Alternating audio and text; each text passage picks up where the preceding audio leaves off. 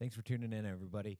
Today, I have the opportunity to bring somebody on into the studio to record with us who is passionate about his craft. And let me tell you what, his craft is true artistry. This is going to be Aaron Wilburn with Wilburn Forge. Aaron is a master bladesmith, which is something we dive into a little bit here. But I'll tell you what, it is probably one of the most stressful things that somebody could go through to try to achieve that. Tune in today, listen to it, look him up on Wilburn Forge, on Instagram, Facebook, follow along if you want to try to grab one of his knives. They are truly a thing of art. Welcome to the Real Rebuild Podcast. Today we've got Aaron Wilburn, who's a legend in the knife world. We'll let him attest to that a little bit, but he is a master. The master. I think the master. No, master bladesman. Ah, see, correct me already. I'm not going to get the terminology. He's a wizard at knives. I've seen him. A little bit of a Houdini with it, I guess. Houdini. Yep. Yeah, you're good. I can attest to it. Actually, Tyler, Devin, and I can attest to it. We all went to a shop one day and checked it out. It's a very small shop. Like in terms, you think that it's going to be like this huge, I don't know, like 10,000 square foot shop that he's pumping out all these knives or whatever. And you go in and it's a pretty, I don't know, what is it, 2,000 square feet? No, it's 30 by 40, 1,200. Okay, so yeah. But the creations that come out of this thing were amazing. So it doesn't take this huge shop like I thought it would, like Montana Knife Company or whatever's got this monster shop and they are pumping out thousands and thousands of knives, but Aaron's pumping out beautiful pieces of art, and really that's what they are.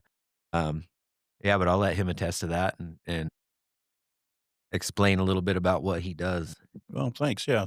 Thanks for having me. Appreciate that. Yeah, it's fun to be able to create my art, I guess is the way to look at it. Like we were talking earlier, I've had many different business things I've done throughout the years. You get to a point in life to where it's nice to step back from the stress a little bit, do what I like to do, and, come what may with money. I'm still alive, so I don't make as much as when I built houses, but I pay the bills. That's nice. Yeah, you're still alive. That's the important part. Yeah. But life puts us through, right? But yeah, I gotta, be able to do what I do and actually make a living at it and enjoy it. It's a pretty rare thing. You start talking to different people, what they would like to do, what they do in life, and what they're able to do, and many are not happy with where they're at. And so to be where I'm at,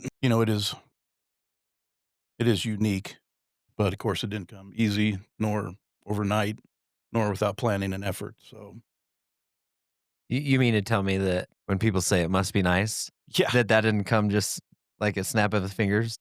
well, if I had the shop you had, I could make stuff like you. I've heard that before too. Yeah. Yeah, I could watch brain surgery all day long on YouTube. You just got to stay at a Motel 6. Yeah. No. What is it? Holiday Inn. Holiday Inn. That's right. Yeah. Yeah. Motel 6, you get herpes. Find a needle in the toilet paper roll. Yeah. Dang. So let's go back. I want to know. I mean, we talked upstairs a little bit before we came down here, but kind of what you've done a little bit, building houses, doing some leather repair on vehicles for car dealerships, etc. But I mean, I think the most interesting thing that I've known you for is the master knifesmith. Kind of go into your journey of that, because that's kind of a like so niche or whatever that not many people, and I didn't know about this until I chatted with you for a while, like the process of it and everything. How'd you get into it? Well, I think like many of us, we're looking for something to do, hobby, whatever. I want to do something with my son.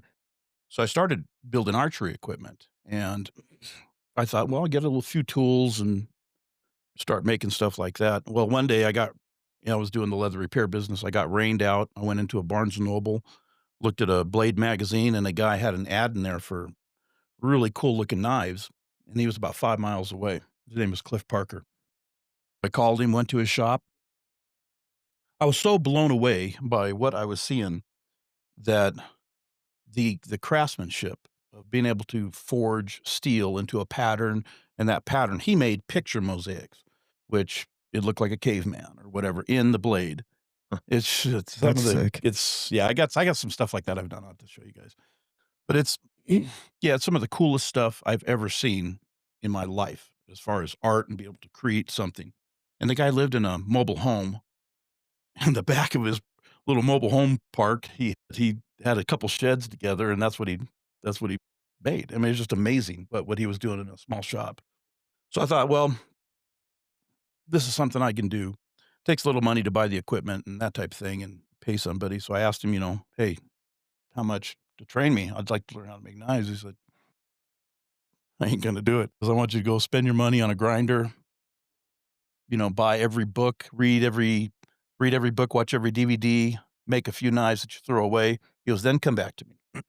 He goes, and then whatever I have to teach you, you'll stick. Make about 10 knives that are just you trash the first ones. I thought, oh, okay. So I did. That's exactly what I did. I bought every book that was available, watched every DVD, bought my grinder. It's $3,500 commitment. There's, everything's expensive in knife making. And in the course of this, it took me about a month, 2 months maybe to get all my stuff together. And I went to a knife show in Orlando, Florida. And it was my first one.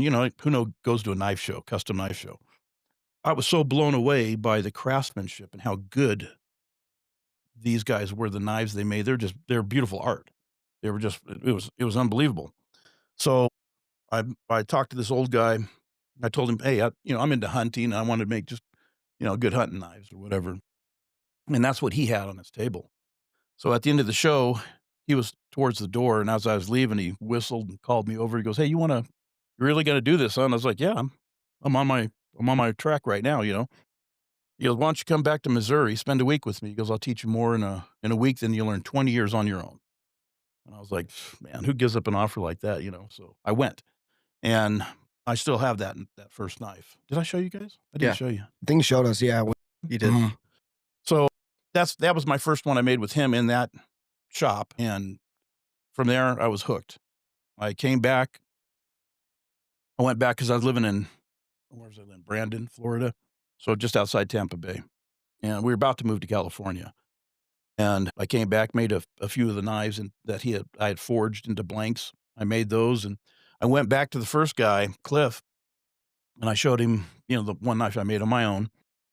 And I was like, so where do we go from here? And he was like, just keep doing it. He goes, I can't show you anymore. Just keep doing whatever you're doing there. Just keep practicing that and you just get better at it. I was like, wow. But we stayed friends. To this day, we're friends.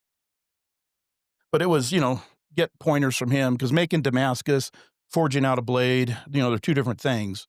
But to forge Damascus into a blade, that was kind of cool. I had some of those too with me, that I had made out at Corbin's place. So to get that started,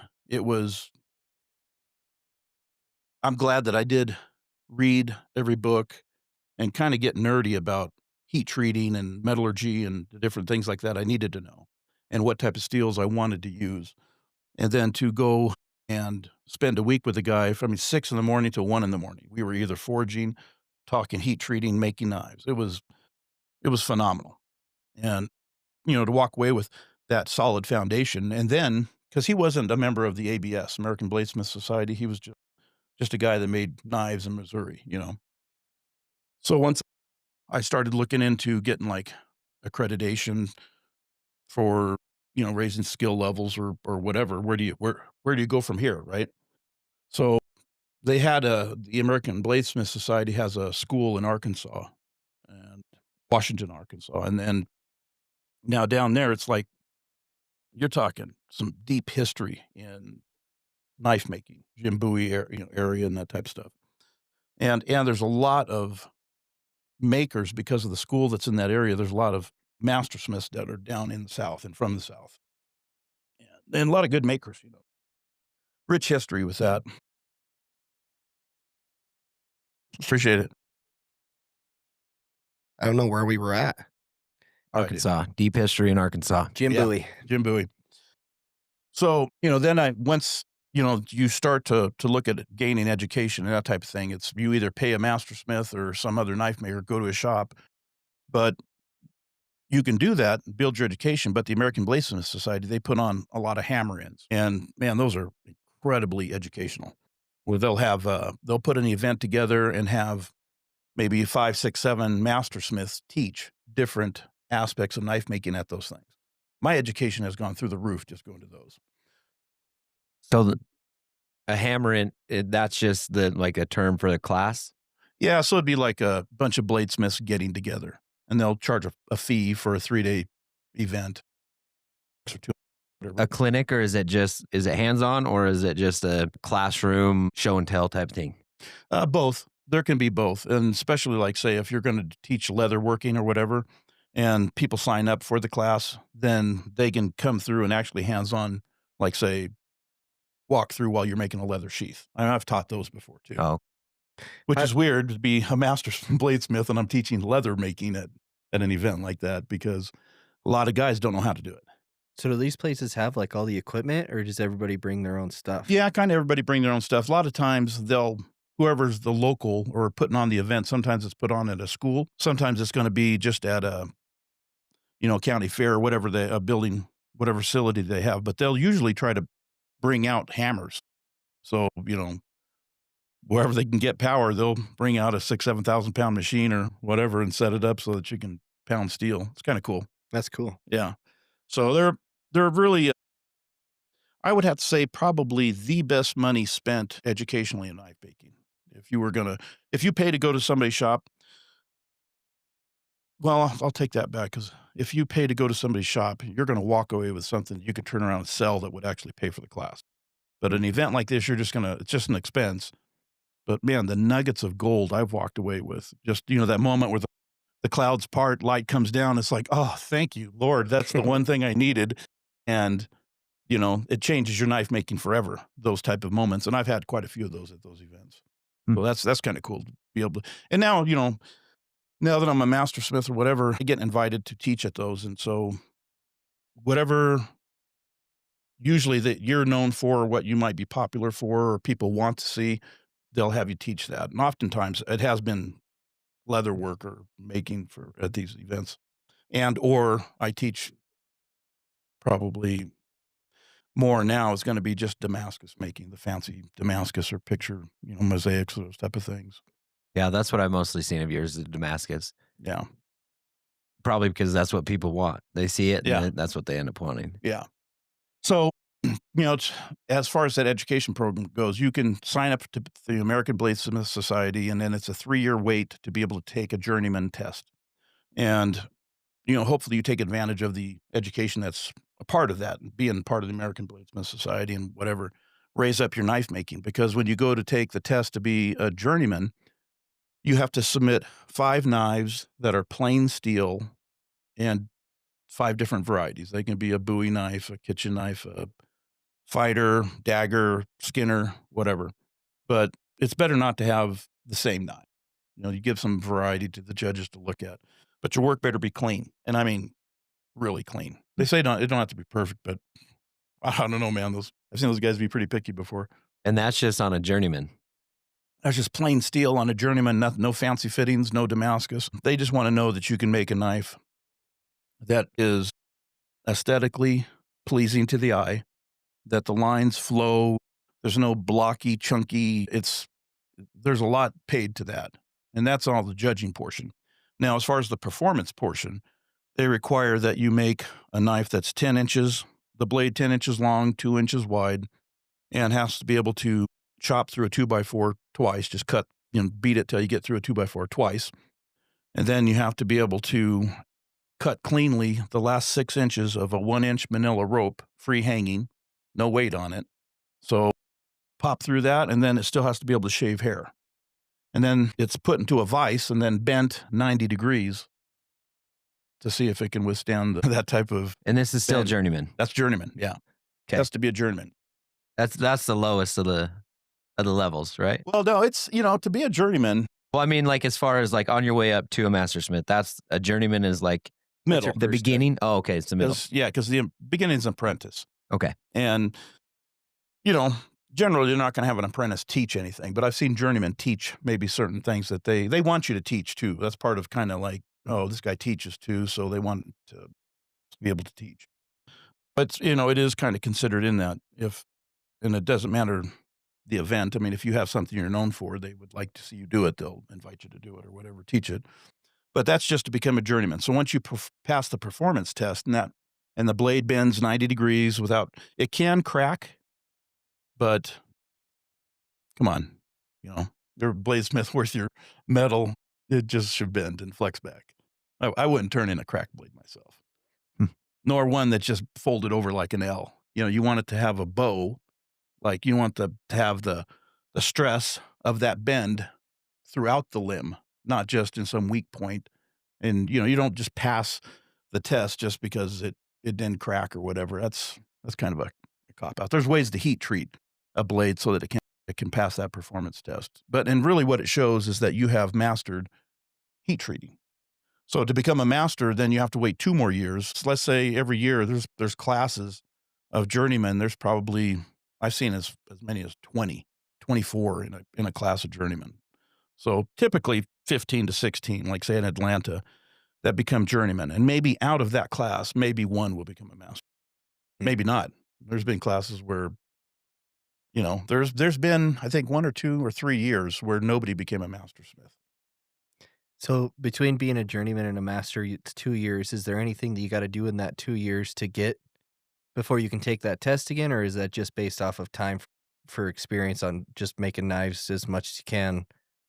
Yeah, I think they do it more for you need the experience, and you really do. I've known journeymen that their work was so good that they could have been masters.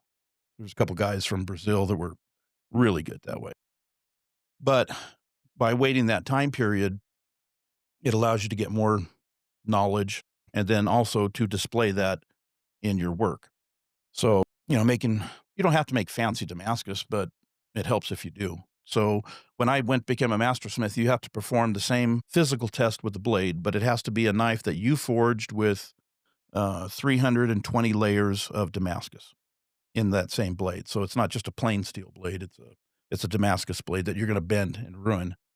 So, and you don't just do it the first time. You make 3 or 4 of them to test, to make sure your heat treating is passed. You bend several knives to get to, because you don't want to, you get 3 chances at your test in your lifetime, and then you're done.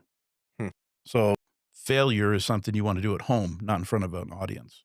Because oftentimes these tests are done at a hammer-in front of 150, 200 people or whatever show up. So bring your A game. The stress is on. Stress is on, man. Well, I've seen guys, oh my goodness. I couldn't sleep the night before when I was testing my knives because it's a big financial thing too. If you make one of these master smith type knives, like say when I did my set, for a week and a half per knife is about what I had into it. So there's probably a couple months worth of work that I could not and did not sell because I had to make them and hang on to them. So you got 2 or 3 months of income not coming in that you're going to put into these knives, and they better be perfect. I mean, they say they don't have to be, but the only thing they don't do is break out calipers to measure. But there's ways of checking things. Like I've seen them take a blade, put it on a table, take a credit card or a business card, scratch it, turn the knife over, and then scratch it, and those 2 lines better match. Otherwise, then yeah. Stuff.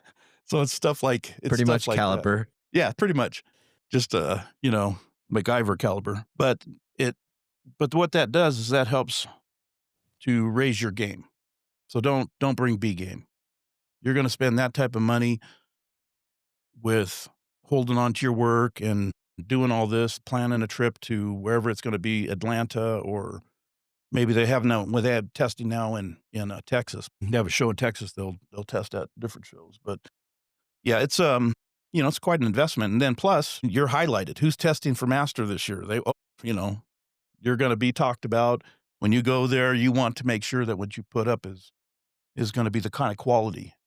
You want to be talked about, but not in a bad way. Yeah. So how do you have to announce it so far before? Do you be the secret guy? I mean, you want to be known, but show up with your knives and. Well, there's a whole thing that goes with that, because let's say I got my knives. I got 5 of my knives, 4 of my knives finished, my display knives. And one of them has to be a Quillian dagger. So it's a 10-inch blade. It has to be a fluted, twisted handle with wire inlay. You have to make, everything. So including the wire. They want, they'll even ask you, how'd you make the wire? Hmm. No, I bought wire twisted. Oh, really? Fail. Huh. But they want you to do everything. So, when you get the knives, when I was I think I had my 4th or 5th knife, I was pretty much done. Some of them I could take apart or put together. And then I went down and tested, and you have to test 30 days prior to the show that you're going to attend, right? So I tested 33, 34 days ahead, and a mastersmith, Mike Venino, that tested me, he, wrote him and said, hey, Aaron's going to be testing this year. I'm doing his. He'll have to validate the paperwork. He'll have to validate the bending of the knife, and we videoed it and all that. So you get all that done, and then I had him look at the knives that I brought. I was like, what do I need to change? What do I look? And if a mastersmith is worth his snot, he'll tell you, this sucks, or this is good, or try this, here's a little trick, whatever, to fix little perfection issues. At that point, you should just be minor sharpening a knife. Sure. Because Mike is the one that showed me the business card, putting the blade down, doing that crap. And then sure enough, they did it to my knife. So I was like, man, good thing you Good told job. me. And all that could be just you sharpened the knife, I come off the tip wrong. The wrong angle. Yeah, because you might sharpen one side more than the other. And when you go to, it'll show a gap and you'd go to flip it over and cut on a credit card. So yeah, you're splitting hairs at that point. It's pretty fine what they're expecting out of you. And as it should be. There was the year I tested. So I tested in 2013. And then then you make your 6 knives. You're supposed to submit 5. You never make 5. You make 6. What if something happens? Drop the tip or have your backup, and then don't let nobody see them. And for me, it was it was a little harder because I had collectors that wanted it, my stuff. And so when you go to the show and they're going to come by and all that, it's hard to let go of it beforehand. And, they want to touch it and all that stuff. So I was like, nobody's seeing anything. There's a few pieces that were sold, and it's like, you're not touching it till after it comes off the table. So then you have the issue of getting that stuff to Atlanta or wherever. And this is where I found out about packing a gun when you travel. You want to get something through TSA in the airport, nobody go through your bag and steal it, bring a gun. Yeah, I'm not kidding. Really? Because it has to be in a lock case, padlocked or whatever, TSA locks. In your bag, you have to go to the TSA department. They go through your bag, look at it, and they zip tie it. They take it to the plane. It doesn't go with regular luggage. And then when it comes out, you don't go to the carousel. You go to the TSA office, show your ID. Here's your bag. You cut your zip ties. Here's my gun. Thank you. And everything else that's in the bag. So Perfect. bring a hard bag, and because you're packing, $30,000, $40,000 in knives. You want to arrive with $30,000 or $40,000 worth of knives, And so I've gone to places before and was one knife short, and it's like, how did I? It don't make sense. Did I miscount? No, just a knife with somebody zips pulled out, and there you go. Somebody got a promotion, got themselves a bonus. Yeah, that crap happens. And then also there can be issues if you ship it to yourself at your hotel or whatever. And because I've known guys that they missed being a mastersmith that year because those knives came after, the next day or whatever. And you're done. It's tested Friday morning or whatever, and you better have your stuff there. Does that count as number 1? Not unless you fail. So you have to show your knives. If your knives didn't show up, it wasn't. Yeah, it's not going to hold again. Oh, okay. Not that that's like good or whatever, but at least it's not a. Yeah. No, the year that I tested, and there was a couple other guys that were, I didn't see them, but the judges told me there's like 2 other guys that I knew had brought their knives in. And I set mine out on the table, another guy did, and these 2 other guys, and they felt theirs wasn't good enough, and they took them off. They're mastersmiths now. But when I heard that, I was like, oh man, those guys are good. It's like, gee, many, what am I in for? But they called me in and asked me questions about my knife and my knives, and I was like, well, they're like, oh yeah, by the way, yeah, you passed, and I won the B.R. Hughes Award too for best knife submitted. So that was cool. But then they asked me, they said, would you leave your knives here? Because we want to show this other guy what a set of mastersmith knives are supposed to look at. And I was just like, oh, God, that's painful. Oh, because he didn't pass. He didn't pass. Yeah. So, yeah, I've seen guys come out of that room and it looked like their eyes were squirt guns, crying. They didn't pass and just tears were shooting out. It's just like, oh man, you feel bad for a grown man crying like that, but you're gonna put something into it. Like I said, don't bring your B game. So you were one and done. I was one and done both times, journeyman smith and master smith. Must So, be nice. piece of cake. Easy. I didn't have the runs. Yeah. Yes, I did. Yeah. And I didn't sleep the night before. It sucked. Yeah. No, it's stressful. How But long then does it take to test? they go in the room, you're standing out there for about an hour. And I could have thrown up or crapped my pants several times during that hour. So you're not present. No, you're not in the room. Well, they're just talking shit. Whatever they're talking, man. Damn. And whatever you put on the table, they judge. So even though my leather work is really good, it did not go on the table. They asked me for it after. I said, are you going to judge it? They're like, no, we want to see your stuff. I was like, sure.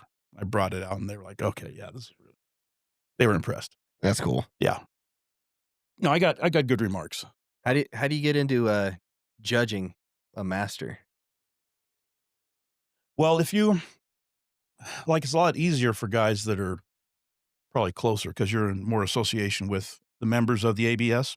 Okay. So the board members and that type of stuff. And if you make yourself available for, teaching at hammer-ins and that type of thing, they'll ask you if they like your work, they'll ask you, hey, would you mind judging or whatever? So I know a couple guys that are judges. And, yeah, they're pretty good. Did you ever want to be a judge? You're like, no. I don't go to shows. I haven't been to a show since 2019. So I don't need to go to a show to sell or promote my knives. They pretty much sell pretty much on Instagram as soon as I post them. So it's not a big financial advantage for me to go to a show other than marketing, which, running with the production knives, and we're just getting that back going. I'll start doing that type of stuff. But yeah, last show I went to 2019. I won best in show, best buoy. Oh, cool. Yeah, it's kind of cool. Made cover of Blade magazine. So I don't usually build knives for that purpose. A lot of that's pretty, subjective to opinion, what they think or feel. Because I've been to shows where I've seen a couple good makers. Kyle Royer was one. Jimmy Chin was another. They were putting the Skinners in the Skinner category, and I make Skinners. So I've seen their knives. I was like, oh my God, these things are like they're works of art. They're beautiful. Mine was just to take it out and go kill, go kill an animal and use it.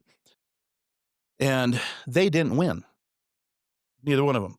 Some guy that won had his table next to me, and he couldn't even pass being a journeyman.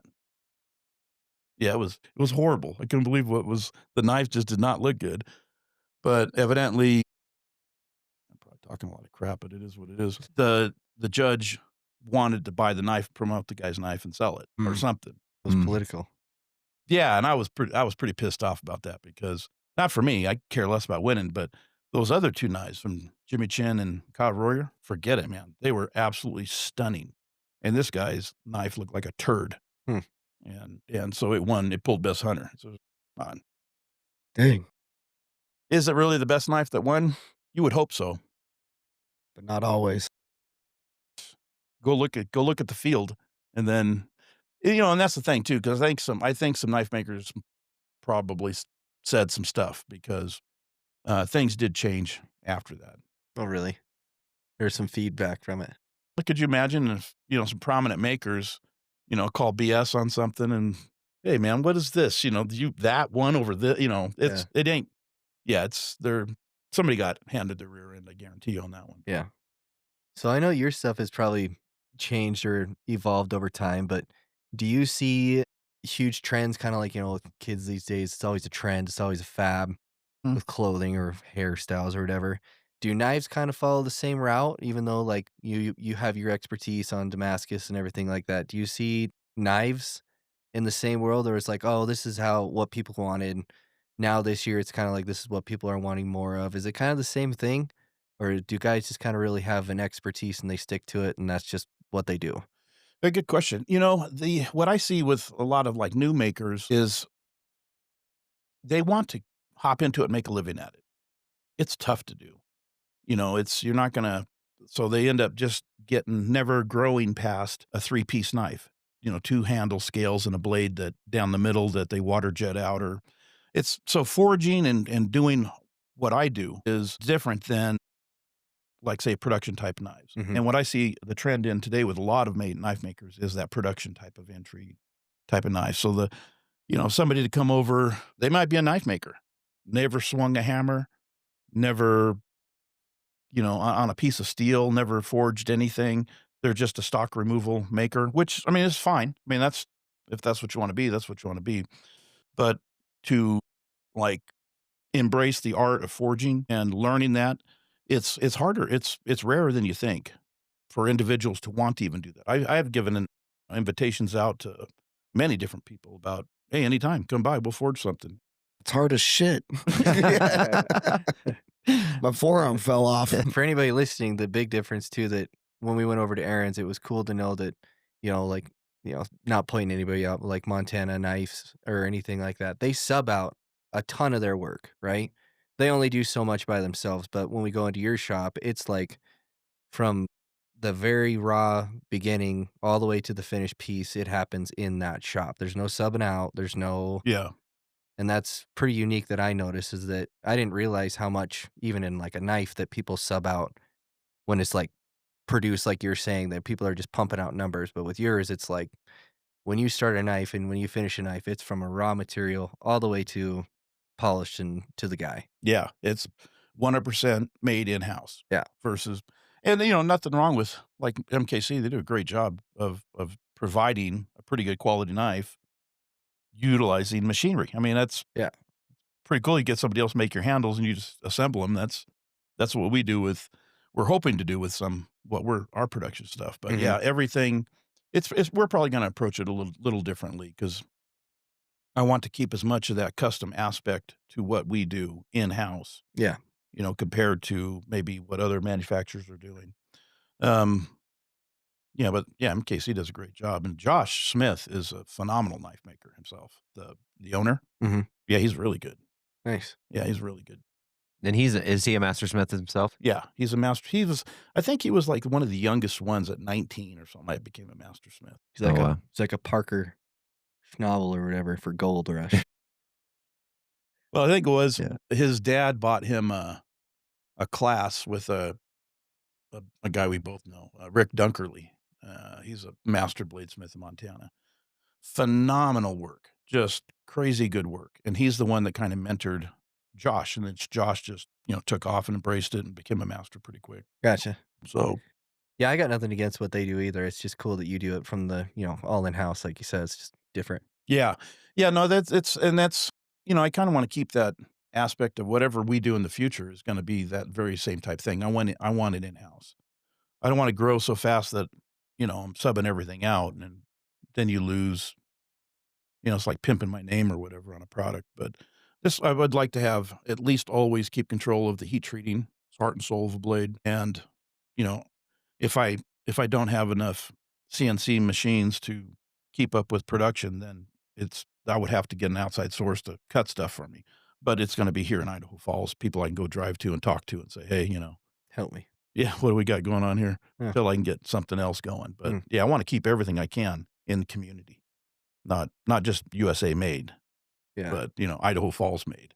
That'd be kind of cool. Yeah, that's pretty awesome. Yeah. So in the knife world, are most people like making knives? Are they like, is it a friendly business, or is it kind of like cutthroat?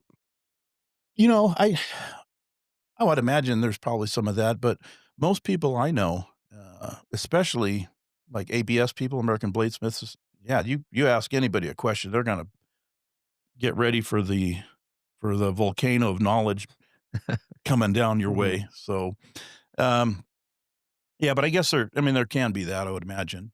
I've been treated that way. Oh, dang. Well, you're too good. Whatever. Treat me However you want to treat me, it's I am where I am. You are, you are. My you know? knife can stab you in the neck.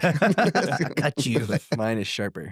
Yeah, no, there can be some of that, so people get, jealous or whatever, but I haven't run into it that much. But yeah, and it used to be that way. It was more of nobody shared any knowledge, and if a good knife came out of an area, it's because that guy had some magic in how he heat treated or, whatever. I've heard all kinds of stories, about wait till it's a full moon, quench north, so the blade don't warp. No, really. Drink a bottle of moonshine. Yeah, goat blood.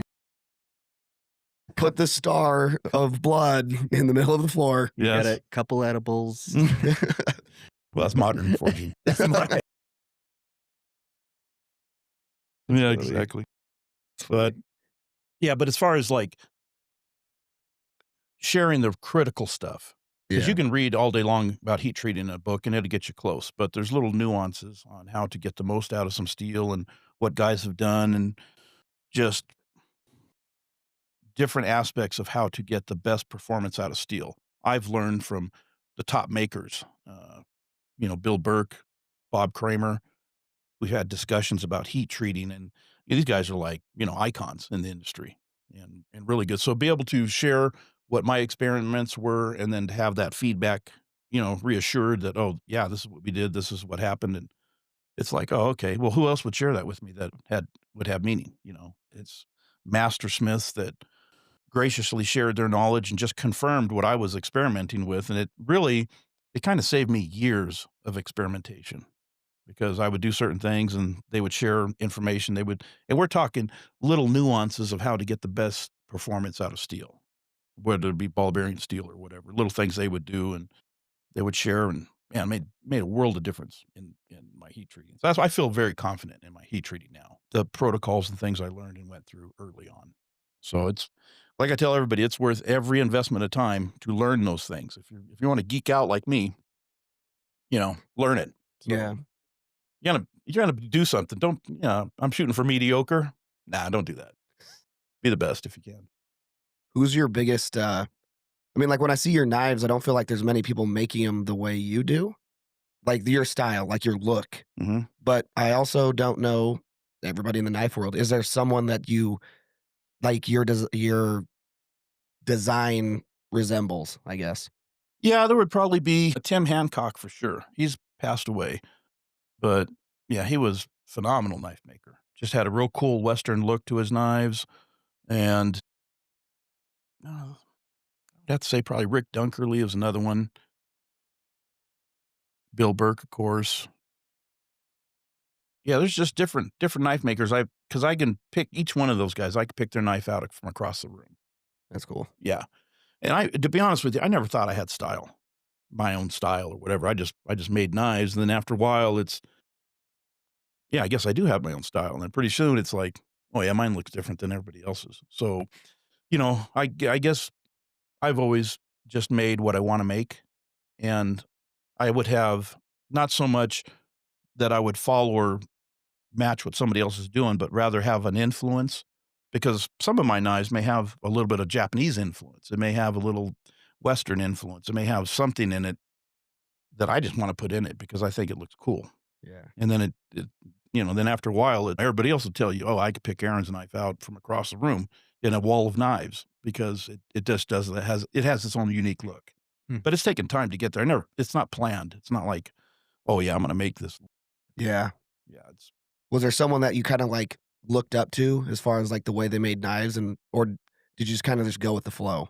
No, I would have to say probably the most influential as far as construction is going to be Tim Hancock. Because a lot of the guys, Mike Venino, Tim would teach up at Josh Smith's, and he would have a hammer in when he was still alive.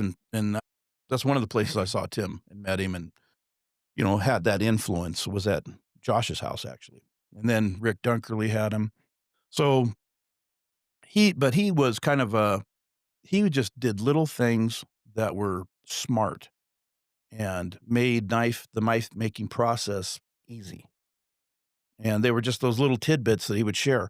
Like if you have a finished blade and then you're going to clamp it in a little carbide jig clamp so you could ground, You can grind the square shoulders on it so it fit up to your guard perfectly.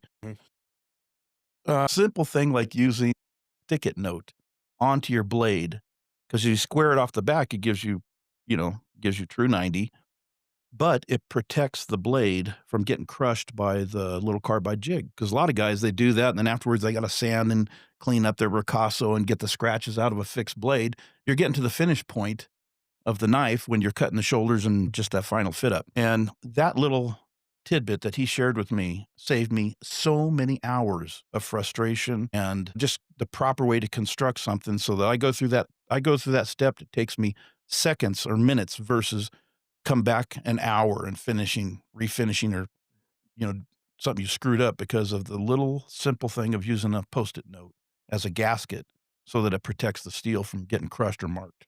That's cool. Yeah. I could go down the list and mention little things like that all along the way that were just little things that guy taught me in how to construct. That's why I can make knives pretty quick just by following these little construction tips on how he built something. That's cool. Yeah. It was really cool. What is your favorite style of knife to make? Oh my gosh, big knives for sure. I like buoys. I like big kitchen knives because you can display a lot of Damascus or pattern. It gives you a good canvas, so to speak. Same thing with Bowie knives. God, I have to say buoys, yeah, because I do like to make traditional folders. How big is a buoy roughly? If it's a vest buoy, you're going to be 5 to 6 inches, a little small, comfortable carry type of knife. It seems pretty big. 5 inches seems pretty big. I could tear that one up. We'll leave that good. I don't know what you're going to post. That's cool. So, 5, 6 inch buoy. How much is that typically? How much are you selling those for? It depends on the materials, but let's say Damascus with a Damascus blade and ivory handle, a frame handle on something like that. Something kind of cool. It would probably be $3,500 to $4,500 for a fancier one. Something little less, probably 15 to 25 in that range. Depends on how fancy you go. You want the everything. It's the everything. Yeah, it just depends on like how you're making the handle and all that stuff. Yeah, because if I put a real fancy Damascus blade, I'm not going to stick just a standard handle on it. It's usually going to get ivory or, something a little more. The walrus wiener. Yeah. Yeah. The Usyk you love much. Yeah. Smelled good. Taste is what I still wonder about. So when you're building the knife, do you ever, like creativity wise, I'm sure you go into it sometimes for a client and you know that you're going to make something fancy. Is there sometimes you go in there and you think it's going to be just a short, quick process and then you're like, holy shit, this is amazing. And then it just gets fancy real quick. To be honest with you, I blow myself away all the time with my work. I'm like, that, oh my gosh, what's this going to be? And then next thing you know, I get excited about it. So it's like creativity nonstop. Nonstop, and to a level that I get giddy like a little kid. That's cool. Yeah. So for me, I love it. And it's that feeling of, this is exciting. You want to go tell all your friends, look. Yeah. And yeah, it has that feeling for me. Hopefully, like say with a client, I don't really take orders or anything like that. They'll make a suggestion, like I'm making a pocket knife for a guy. He wanted Damascus spring and blade, and okay, here's what I'm gonna use for ivory. Good, okay, that's it. You just make it. Make it, yeah. Let me make it, and it'll be what it is. Or if somebody wants, something that they kind of want more input into, that gets rough for me. Yeah, I just rather give me direction. On the freedom to create it.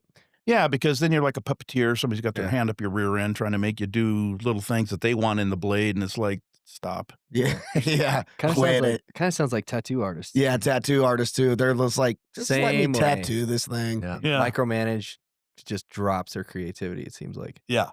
Yeah, and that's kind of, I know where I'm going to go, and I know what I want to do, and if a customer says they want this, okay, just let me do it. If you like it, buy it. If you don't worry. It'll sell. The next person's chomping at the bit. Huh. Yeah. Do you usually have like a lineup of people that are like in line? Like, It all depends. If I'm the flavor of the month, collector wise, then yeah. But what ends up happening, like in the last few years, I'll have a collector, they'll want a $5,000 knife. And okay, I'll make that and I'll make other knives during the month, but then the next month comes, they want another one. And I'm not complaining. I mean, I need those type of guys. But what ends up happening is like, dang, all I've done is make knives for you all year, you know?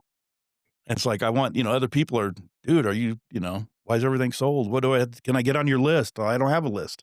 Well, then how's everybody, Yeah. buying this? I was like, well, I have somebody that, oh, somebody paid me 10 grand for this, okay? and that can kind of be a bummer too. I understand from a collector's point of view, because I went to a show, I think it was 2019, and I could have sold every knife beforehand. I didn't need to go to the show. So I kept telling everybody no, and I needed to bring something to the show. So I had like 6 knives that were, I got hounded on. It was, guys, right? And it's a good thing to have, right? You want to be able to sell your product. But to tell people you're buying willing to pay customers, no, you can't have it. It's like, dang, what do you do? I'm going to be at the show, and I'm going to the show because whatever, we're starting our production company. I started to, I was going to put a little more effort into the publicity and best show and all that stuff, right? Yeah. So, then customers, they get, guys will get mad, cuss me out and stuff like that. It's like, because they, they want their knife or the knife that I made. And I'm telling them, no, it's still for sale, but I'm going to have it at the show. So finally, a couple of guys talked me into it. And by the time the show rolled around, I had one knife. I was available for sale. Everything else, I had them on my table. They, then they wanted to come meet me and, FaceTime, see you and give me cash or whatever, pay me for the knife. But then they let it sit all week or the weekend. But, it still is like it's those things behind the scenes where it's a lot of pressure, to be honest with you, that, how do you tell somebody no? And then, okay, the one he wanted now is gone, but I have these others available. And how come you sold that one? So it's like, Yeah. you don't want to piss off your client base when they're just chomping at the bit to spend money with you. Yeah. So that's kind of, it's a good problem to have, but that's also stressful and difficult too to deal with, because you're going to hurt somebody's feelings. Yeah. And they're usually people with that type of money that don't like to have their feelings. Yeah. They're spending $5,000 for a knife. Yeah. Yeah, that I'm telling them no to. Yeah. Yeah. It's crazy. You probably don't have this problem anymore because, like you said, you throw it up on Facebook and it's gone within what, 5-10 minutes? It seems like a day. Sometimes, yeah, I could set a stopwatch. Depends on the knife. Yeah. Wow. So Crazy. you probably haven't been in this field for a while, but was there ever a time, since this is your only income, that it was like, shoot, super stressful to like, I hope this knife sells. I hope I make monthly rent. You know what I'm saying? Oh yeah, I'm there now. Okay. Well, I still have the same anxiety. You still have that Oh, same yeah. feeling? Because, what if, like I said, I don't take orders. So Right. it's always going to just be. So your income's like rogue. It could be, but it's like anything else. I get taken care of. I'm not worried about it. Stuff sells. Okay. So it's not that, there are times where, okay, I don't sell a knife, let's say on Instagram or something like that, because I know that I have stores that I have a relationship with, and they're going to make their percentage on me on the product. Mm-hmm. And typically, I get pretty close to what I want anyway, but I won't sell it to the public because I got to keep these relationships alive. So they make, money on my knives, and that's, I enjoy that because it's kind of like guaranteed sell customer, whatever. And I can get stuff out there, but then I'm also missing out sometimes on, if I do that, it seems to cool the market sometimes. If the next time I make a knife, it may sit. What if it sits for, not everyone sells in a few minutes.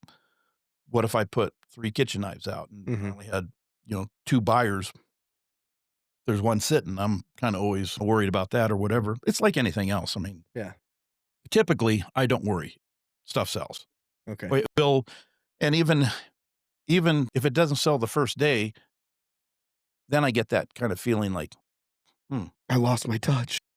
what happened here? Yeah, Help me. the golden egg did not lay an egg. But then within a few days, usually somebody goes, hey, man, is that knife still available? Like, as a matter of fact, it is. Yeah. It can go. So, but that's You get it away from your wrist. I'm like, oh, yeah, it's still the neck. Yeah. Get the good artery. Let's just get this over with. It's been a rough road. Oh man. That's freaking cool, man. No, I really like your knives. I've seen a few of them. Yeah, I love the Western look. I think it's cool. I think all the stuff, how much, I mean, you've put a lot of time and money into just gathering cool items to put on your knives, right? Like your bones and the Yeah, ivory and Dinosaur, right? sort of bones and all that. Yeah, so it's one of the things about going to a show is I will drop some money. I will spend money like a woman at a Louis Vuitton store. Yeah, you're like, that's I gotta have it. How much? Yeah. Doesn't matter. Yep.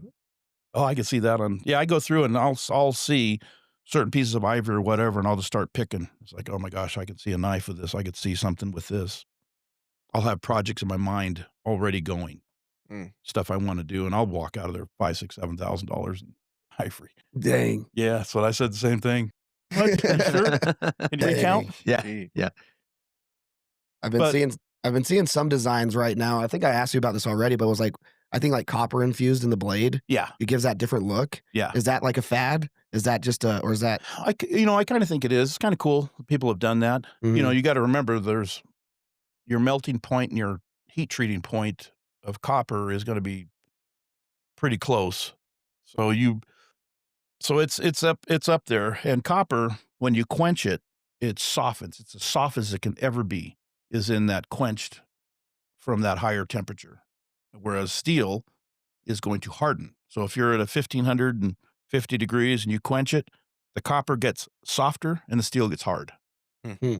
So that's, you ever heard of work hardened?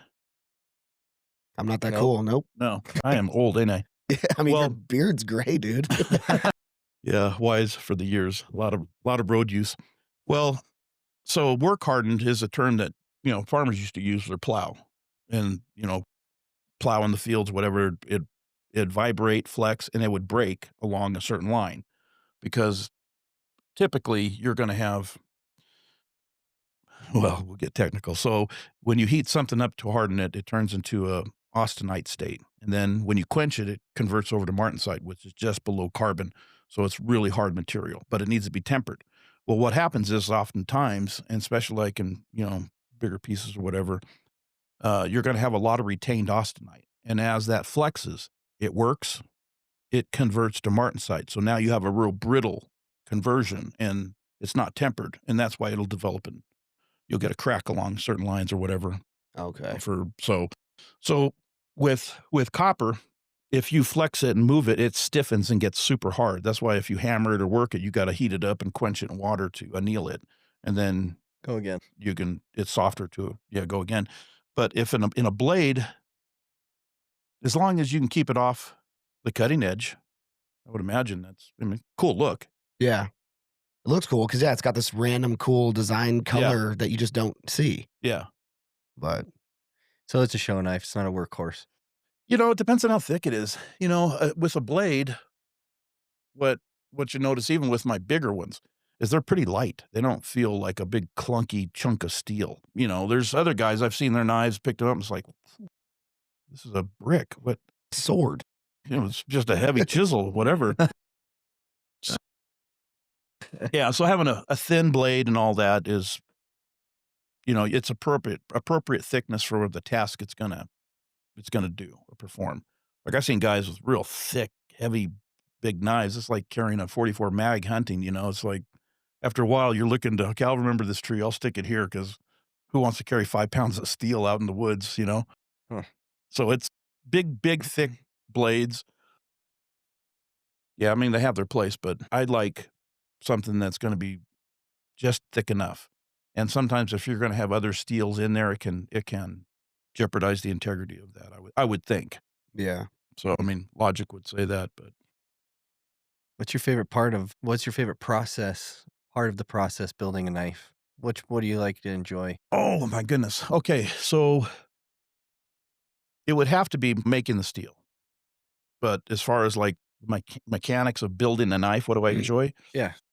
I'm gonna have to say once I forge the blade out and all that, because to me that's the funnest part is making the steel, making the pattern, getting it flat, and then I have a chunk of steel that I forge into a blade. So once I get the steel ground and hardened, and I got the blade in front of me, and what am I gonna do? I don't have a handle chosen. I don't have. To me, that's the process where I get in my own mind. I'm like in my Zen moment. I'm just the world goes away. I'm thinking about, okay, what kind of the whole creative process of what. Mhm. Sometimes I'll lay out some materials. Oftentimes I don't go by a drawing, but what I do is I take a blade and I draw a blade, and then I'll draw, like if you guys go through my book. Yeah, I saw that. Yeah, so I don't have a drawing and then build a knife to the drawing. I build a blade, and then I'll trace out, okay, what handle would look good on here? What do I want to put? And sometimes it's totally different. Sometimes I'll see a piece of stag, and oh, that would look good with this blade. And to me, that whole process is just, man, love it. Love to be able to have the materials available, and then to see what would look cool or what would look good with a particular knife, Mhm. and then and then build from there. Have you always had this kind of creativity side to you? You know, growing up as a kid, building houses, have you kind of had an eye always for this kind of artwork, or is this just you had so much passion for blades that it kind of just was born? I don't think so. I think it kind of grew out of necessity. So, when I was young, like any other Idaho kid, my dad worked my ass off, painting houses and whatever. Then I moved to the Bay Area. I learned how to paint cars. Mm. I was head painter at Mercedes-Benz for 4 years. I knew how to paint cars real good. I think at that point, what I had developed was craftsmanship and working with my hands and an acute sense of focus because, especially painting cars, you screw up, it's like, you're going to get fired. And you're screwing, it's just a lot of work. I know what it takes to prep a car, and it was, the stress.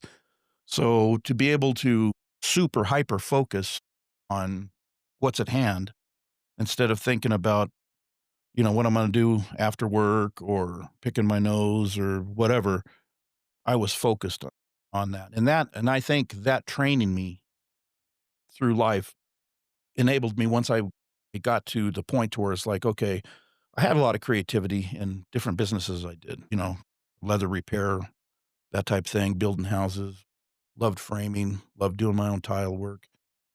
There's outlets for creativity. But once I was able to get into knife making, I always viewed myself as a craftsman. Like I'm making a cool knife. I didn't really realize it was art until, if somebody I always viewed myself as a craftsman. Like I'm making a cool knife. I didn't really realize it was art until, if somebody gives you blueprints and plans and this is what I want and you build to those specs, you're a craftsman.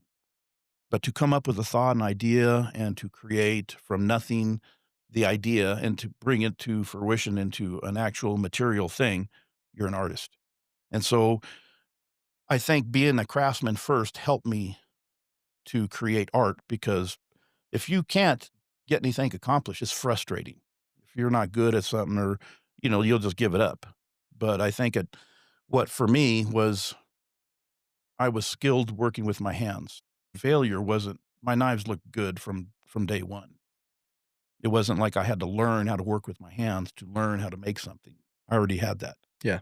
So I think that's probably the biggest thing for me was, it's the same type principle. My dad didn't teach me what to do, but he taught me how to work. And so I took that with me the rest of my life. Kind of the same thing. I That's learned cool. how to develop the craftsman skills. And then once I got presented with this form of art, it just took off. It was a good marriage. I Good like question that. though. When I first started concrete, that's kind of how it was for me, was like the artistic part of it. I did like all the cool shit in concrete when I first started, and then money came in. I mean, the money was there, right? But it was like the production, the ease of everything, and then running crews and all that was when it was like, oh, that's easier to run crews and not have them try to be artistic because they screw everything up and it looks Yep. like a kid did it. And so, yeah, I loved it when I was doing it in the artistic way. And but that reminded me of that, like how you just kind of like can picture something. Like I can go and I can look at I don't know, a backyard or somebody's what they want. And they're like, I kind of like this. And I'm like, okay, see ya.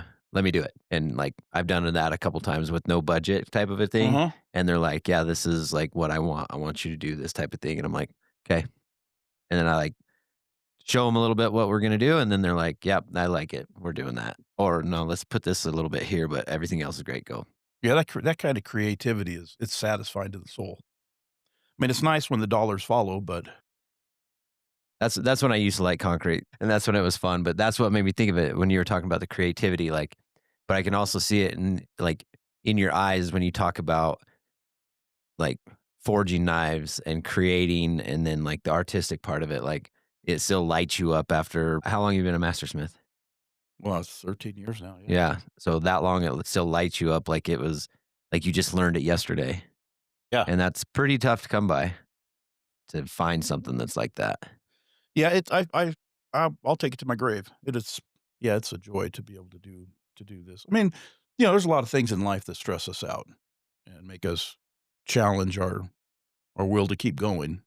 But to be able to have some type of creative outlet for me has been life-saving in the sense that I find joy in my work. And a lot of guys, that I hear talk to, it's, get up and do that grind and hate it every day. Been there, done that. Yeah. So I've always been told, like, if you love something, do it as a hobby.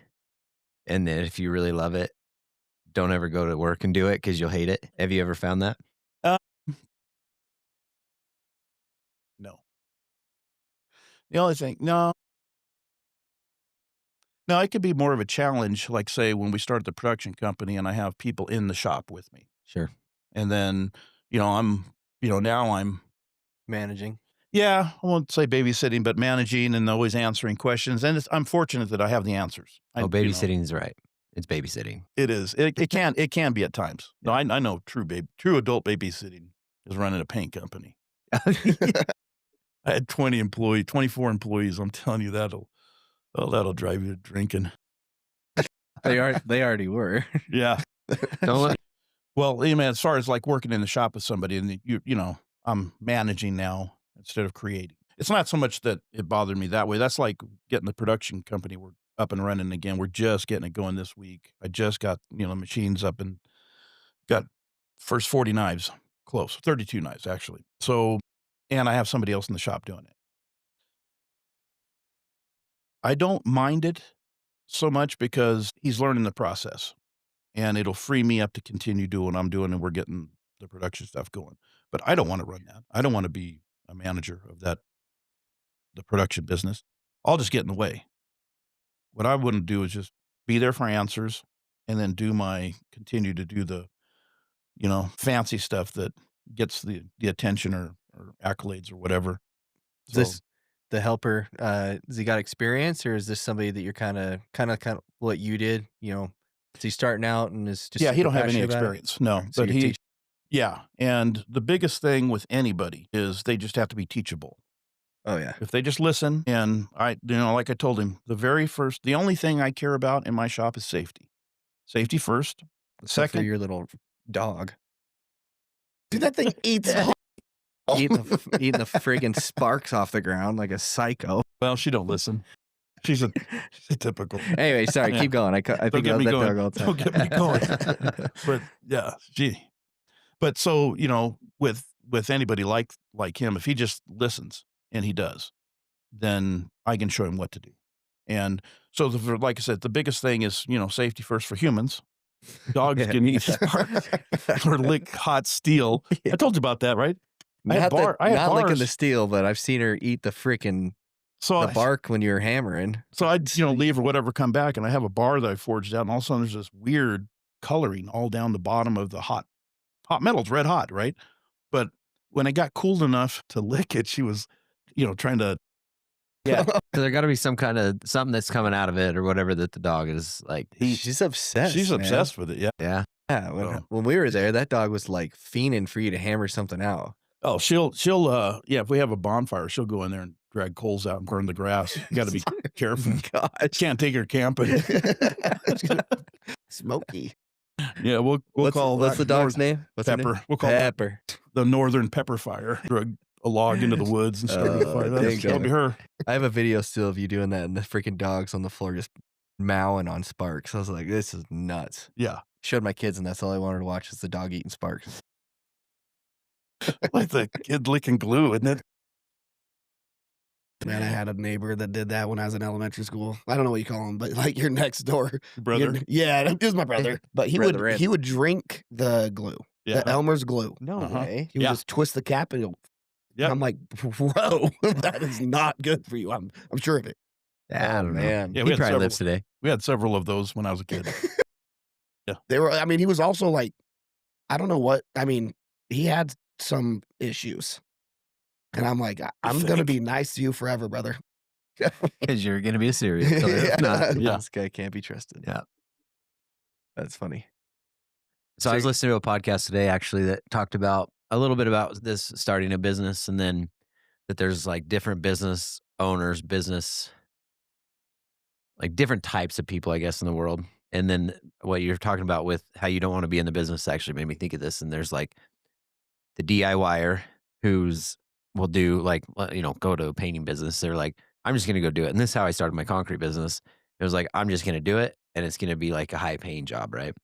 And then there's the business runner, I guess, if you will. Like they do the same type of thing, but at the same time, it's like what I was now getting out of concrete. I still did concrete, but with my crew, and I quote unquote ran the business, but it ran me. And then there's the architect of business, and then like the creativity designer of business. So they ultimately see this big plan, and then they look at it and they're like, no, this is how a business is going to run, and this is what we're going to do. This is how we're going to do it. You guys go do it. And then they just step back, put the right people into positions, step back, and then let it go. Is that what you're going to do? Is that the plan? Yeah. Well, yeah. I mean, I don't want to run the day-to-days of this. Like the guy I'm training now, okay, you're going to be training the next guy to do what you're doing, and you're going to be ordering materials, and I want him to graduate up as the business grows, rather than just me training the next guy and the next guy adding, laterally. I'd like for him to go up, and then below him he can train, because I'm training him well. He's getting one-on-one training with me right now. So there won't be questions he can't answer. All I want to do is just provide those answers and not have the daily grind of, a rented. If I want to do that, I just go back to building houses. I don't want to do that. What I want to do is build knives, but at the same time, put my expertise in where I'm most beneficial in the knife making, not in the, hey, sweep up that shop or sweep up that area, the daily runnings of it.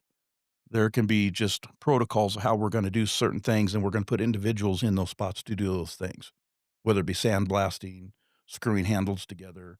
It's not super technical like building a billet. It's just going to be stuff that can be managed and taught fairly easily in the production aspect of it.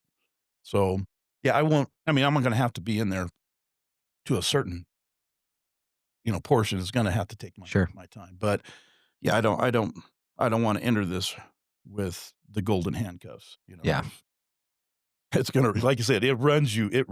And unless if you haven't been in that position in life yet to understand, I hope you don't get there one day. It sucks. Yeah. That's actually, ever since I've been in the process of selling my concrete business, that's always something that I look at, like, what's next? What's coming up for me? And that is like the number one question that I have to answer is, will this next journey, whatever it is, be one that I don't have to do day to day everything? And there's actually been like 4 or 5 businesses that I've thought about, and those questions pop up, and it's always, yes, I'll have to, or not always, but it's been, yes, I'll have to be there, or like, it's really hard to find that one person or whatever it is. And it's like, nope, that's not for me. Yeah. And it's like I pass on that and have to leave it. Well, what I'm hoping too with what I'm doing is everybody that comes through, if they are serious about, knife making, being this part of the career or whatever, is they're going to spend time with me. I'm going to teach them how to forge. I'm going to teach them how to do certain aspects of it, because I want the people that work for my company, I want them to have the same passion I do about what we're doing. So the pay is going to be good. There's going to be, benefits to it. But one of the benefits is if somebody wants to come along and learn how to forge, because we're going to do some of that and move on up to become a master smith. I'm 60 years old. Take advantage while you can. Yeah, that's awesome. Yeah, it'll be available for that. I will make myself available for that. So, and I'm hoping to teach more in the future.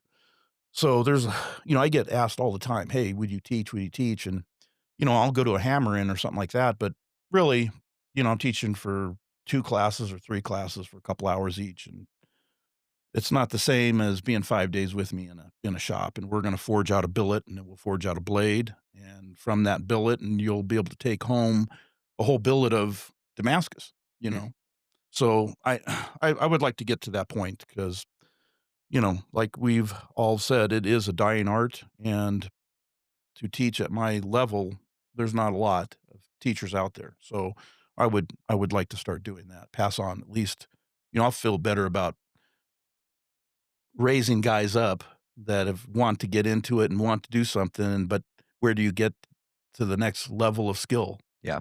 It's, unless guys make themselves available, and the money. And that's, it's kind of the thing, like every dollar I have ever spent to go to a master smith shop, I have made back tenfold some of it. So if I charge, let's say $3,000 to come for 5 days, well, somebody's going to walk away with a billet of Damascus, not just any, but it'd be like mosaic, and then probably 2 or 3 blades will forge out of it, possibly get 4 or 5, but I don't know we'll have time for that. So when you say a billet of Damascus, are you talking just a square or rectangular rod of Damascus, not a pounded out flat sheet or something like that? It's just a rod that they have to then cut off, make their knife. So yeah, so it won't be just like ladder pattern or some basic pattern. It's going to be a complex pattern. But then we'll cut it into tiles and then forge that into a blade. Okay. So that the pattern, yeah. So when we're done, they'll have, if they can have the ability to do it at their house, then what we're back home, then what we'll focus on is where they're weaker at. But let's say they don't have the ability to forge it into a blade. We'll forge it out, and then we'll cut it into tiles, and then we'll forge it into bars that they can take home and forge into a blade. You see what I'm saying? Yeah. So, and then those blades are just the steel alone. You're talking, you'd be a couple $1,000 a knife. And if you've got 4 or 5 knives out of a bar, it's worth every penny to come and learn how to make it, because it'll be probably 15 to 18 pounds of steel they'll forge onto a bar and then take home. So is that a business? Only forging bars? Oh, could be. Yeah. There's businesses out there. That's all they do is make Damascus. Really? Yeah. Huh. But it's more of the simpler stuff. You're not going to make what I make. I mean, typically you don't find that out there. Why not? Well, they could. Yeah. Like I guess, would you buy, like if somebody was a badass at it and they were doing, like you say, the mosaic Damascus or whatever, like, would you buy tiles from them and then not? Or, yeah. And then you don't have to take that time. Well, I would, if they made some cool stuff. Like there's 1 or 2 guys that I would buy their steel for, like, say, a ladder pattern. I'm going to do a series of bodyguards, and I'm just going to do ladder pattern steel. Well, I don't have time to make it. I know a guy. I'll call him, say, hey, this is my dimension. This is what I need. Make me up 10 of these, would you? And we've collaborated before. He's a good maker. And yeah, I would use his stuff, because he would give me good product, because he's given me good product. So, and we've collabed on a beautiful piece before, and the guy's phenomenal. Salem Straub is his name, and he's up in Washington. So yeah, I would use somebody else's steel if I knew who it was making it, because they would make what I wanted them to make. Yeah. So yeah, because there's going to be production knives where we're going to take a bar of Damascus and make one of our standard skinners, or a 0 to 10 put serial numbers on them and that type of thing. So there's going to be that. And I'm going to be too busy to make those simpler patterns. I'll just call him and say, hey, whatever, $100 a billet or 150, whatever he wants. I'll just use that instead of me taking my time and making that stuff. So, but hopefully if I get the production going, and then I'm going to have people that, hey, we need to forge this week, and we're going to have one or two guys forge, and they're going to make that. I'll keep it in-house as much as I possibly can. Cutler comes to my mind when he talks about this and like bringing people up, because he's the welding teacher at Bonneville. Oh, is that? Yeah, we were talking with him the other day about how the kids usually that are in the welding classes and stuff like that, or in trades, and it reminds me of it, like that they are not necessarily like the best kids, but they're the kids that know how to work or have been taught how to work. Yeah, they like those types of kids, and then the trade schools like Elevate Academy and stuff like that. It would be interesting to see if like those types of things can pump out kids. Not like that you have to do it, but it seems like that those are the kids that would find that kind of stuff very intriguing and interesting and want to work like that. Well, I mean, you can go flip burgers at McDonald's, make a paycheck, but is it going to keep your interest? That's art. Oh my God. You want fries with that? No, I've worked jobs where it's like you just, oh nope, you got to show up and just be here. God, slip my wrist. Did you put a check mark that you swept? Yeah, I checked it. I didn't do it. Yeah. We're good.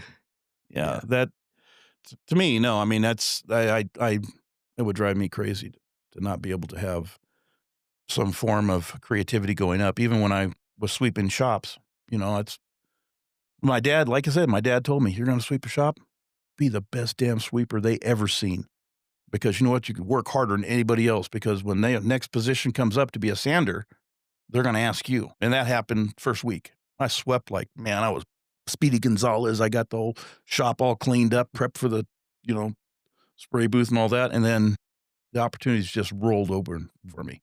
So we're hoping for that for others. It's somebody wants to learn how to forge. Yeah, that'll be in the job description.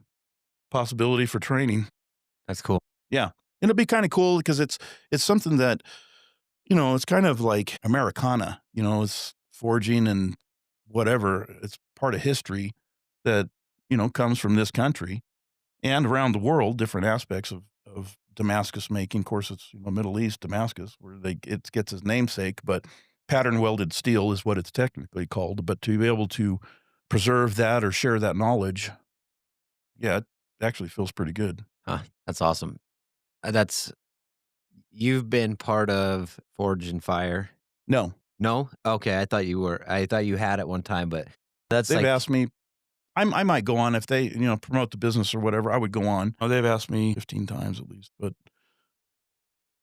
early on, I was already a mastersmith, and so I told them, hey, if you want to do something cool, let's make some cool Damascus as a competition. And the whole thing with that was you got to sell it to the network and a promo and all this other stuff. And I did Skype interviews and all kinds of stuff to promote different programs like that, and nothing ever kind of took off. So, it's Forge and Fire is a great opening for people to be introduced to forging steel. And a lot of guys have started making knives because of that. Yeah. Oh, I'm sure that's what I was going to say, is it's like that kind of Americana, the intrigue of it. Mm-hmm. Like I've watched all of them. Well, I don't know if all of them, but like I've watched a lot of them. Yeah, they're entertaining. Because it's super fun. Yeah. Pretty cool. It is pretty cool stuff.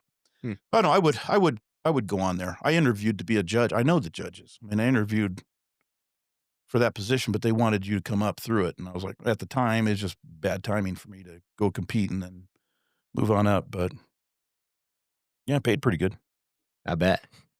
What's the Oriental guy? Dave. Yeah. The guy that does the knife fighting. Yeah. It's always funny because we were always like, it will cut. Jackie Chan. Yeah. Is that you? Yeah. It will kill. That's what he always says. It will. Are those the same type of tests as? I mean, you talked about it with the 2x4 and then the 1-inch rope and that. They're doing a lot of those types of tests on there, aren't they? or like similar? Yeah, I mean, yeah, it's all about performance, and you're doing it under a stressed environment, so it's prone for failure because that's what sells. It's the drama behind it. And I get it. That's cool. I don't want to be the one failing if I could help it. Yeah. But yeah, it's if you're so you have to have like some guys that have been on there. They've been forging blades for a year and a half, or whatever, and they're able to represent themselves pretty good. Knowledge is out there. Practice, you can make certain things, but there are those that are just colossal failures too. And I think, man, I think maybe I could do better than that. I've never tried, but it looks like a brick of steel coming out of there, and I'm like, whoa. I see some of that stuff, and I'm like, no. There you go. Why'd you do that? Yeah. Ruined. Yep, I bet. Ruined. Exactly. Oh, I can see this guy's going to fail from a mile away. Here it comes, That's what he was doing when I was forging mine. He's like, this idiot. No, I don't name call. No, he's like this cool person. Pepper, eat this. He knew. Yeah. Yeah. Pepper, eat this whole knife, actually. He's like, well, this is going to be another billet coming soon that I'm going to have to forge back down. Go in the house and get the damn crayons out. Yeah. We ate all the other ones. Red's my favorite. Yeah. That's awesome. Yeah, so you got to come back out and finish that knife. I do. I was just thinking that same thing. I'm like, man, I need to come out and just like keep hammering that thing for 45 years until it turns into something. It kept getting smaller and smaller and smaller. Now I need to come out and start one. Decarbonization. Yeah, he's like, all right, it's going to be this. No, okay, now it's going to be this, man. I'm like, yes. Well, you sell your business. Now you know where to go. That's right. Mm-hmm. That'll be my arm workout for the week, and come Dude, over it's and hard. Get some, It's hard. yeah, get some Like artistic. my forearm was, Yeah, there's times I've gone through weeks of forging. My forearms just be like, Popeye didn't have anything on me, man. They were just like ready to pop. Yeah, just you feel. yeah, by the end that I was hitting that steel, dude, I was having like, I'd heat it up and I'd get like 3 hits. I'm like, I'm done. I'm done, dude. I'm like, first of all, I hit it once, like, I'm just jacking it up. I'm like, I'm ruining this more than I'm helping it. It takes a little bit of time to get the hang of it, but to be able to forge just a blade out it's not that difficult. It's Don't want to hurt any feelings, but Just lay it out there. Lay it out there, however it is. You maybe heated yours up, what, 2-3 times? No, I had it. To get a finished blade out of what I did. Yeah, maybe 6-7 times, probably. Well, it felt like 2 or 3, and mine felt like 23. And I'm not even, he's like sitting there, well, I'm going to go take a dump. Be back in 4 to 5 minutes. I'm still out there burning myself. I think the little youth groups that we brought over did better than you, Devin. I think they did. Yeah. I really think they did. I'm not joking. That was fun. My gosh. That's funny. Yeah, that was pretty awesome. Actually, those kids, a couple of those kids still talk about it. So that's pretty good. cool. Yeah, a couple of the kids are total dipsticks, normal youth kids, but yeah, a couple of them were pretty pumped on that. So that's cool. pretty cool. Yeah, let's get them away from. I mean, playing games is fun and stuff like that, but Yeah. this is a little funner. This is way cooler. I think it's Yeah. sick. So you've got, like, in your shop, you've got your big ass hammer, like your power hammer. How long did you go without one of those? I got that, and when did I get that? Man, did I buy that in 2012 or 11? So I was about 7 or 8 years without a big hammer. But immediately, as soon as I started learning, I moved back to California in 2003. I drew up plans or had plans. There was plans on the American Bladesmith Society on how to build an air hammer. And so it cost me about $1,000 in steel, and because I couldn't find a hammer. There was no hammers available. It was like everywhere I looked, I couldn't, remember, internet is just 2003. So what was available is not like it is today. Sure. And so I ended up just building one, trying to figure out all the mechanics of, the toggle switches of operating the air up and down. But I got it, and it was done, and it worked, and I built a hydraulic press. But so for those 7 years, I would use, those 2 pieces of equipment to forge any Damascus out. And I couldn't get the bigger billets because you can only do what your equipment can handle. So they always were a little less in weight. But to draw out a bar once I put the stack together and to draw it out would take me 3 to 4 hours because of reheating. You can only move bam, bam, bam, bam, bam. Okay, back in the forge or the hydraulic press, and it would just take time. Versus, yeah, probably 3. Yeah, if I did 2 builds in a day, it was a workout. I do 1 in the morning, 1 in the afternoon because you're just working that same billet, and it messes with your creativity because all your energy is spent trying to draw out, just doing a mechanical movement of stretching the steel out or forging it. So now that I have this big hammer, I can do that same movement in 2 minutes. Yeah. Or, maybe 4 minutes if I have to heat it twice. So the creativity can stay focused on the creativity instead of the mechanical, just drawing out 1 billet takes 4 hours. All your energy is in that, that aspect instead of being able to concentrate on the creativity of it. So for me, it's huge because then your energy is spent not in something that should only take 2 or 3 minutes. When you're spending 3 hours or 4 hours drawing out a billet and you're sweating your rear end off, and it's like, okay, it cuts down on production of create. Like what I would really like to do ultimately is have the company take off, and then I can spend my time doing. I want to experiment different Damascus pattern. I mean, they're going to be cool. I'll sell them, but I want to be able to experiment on doing different things, and that just takes time and money. Yeah, like anything else. Yeah, just money. Yeah, that's all right.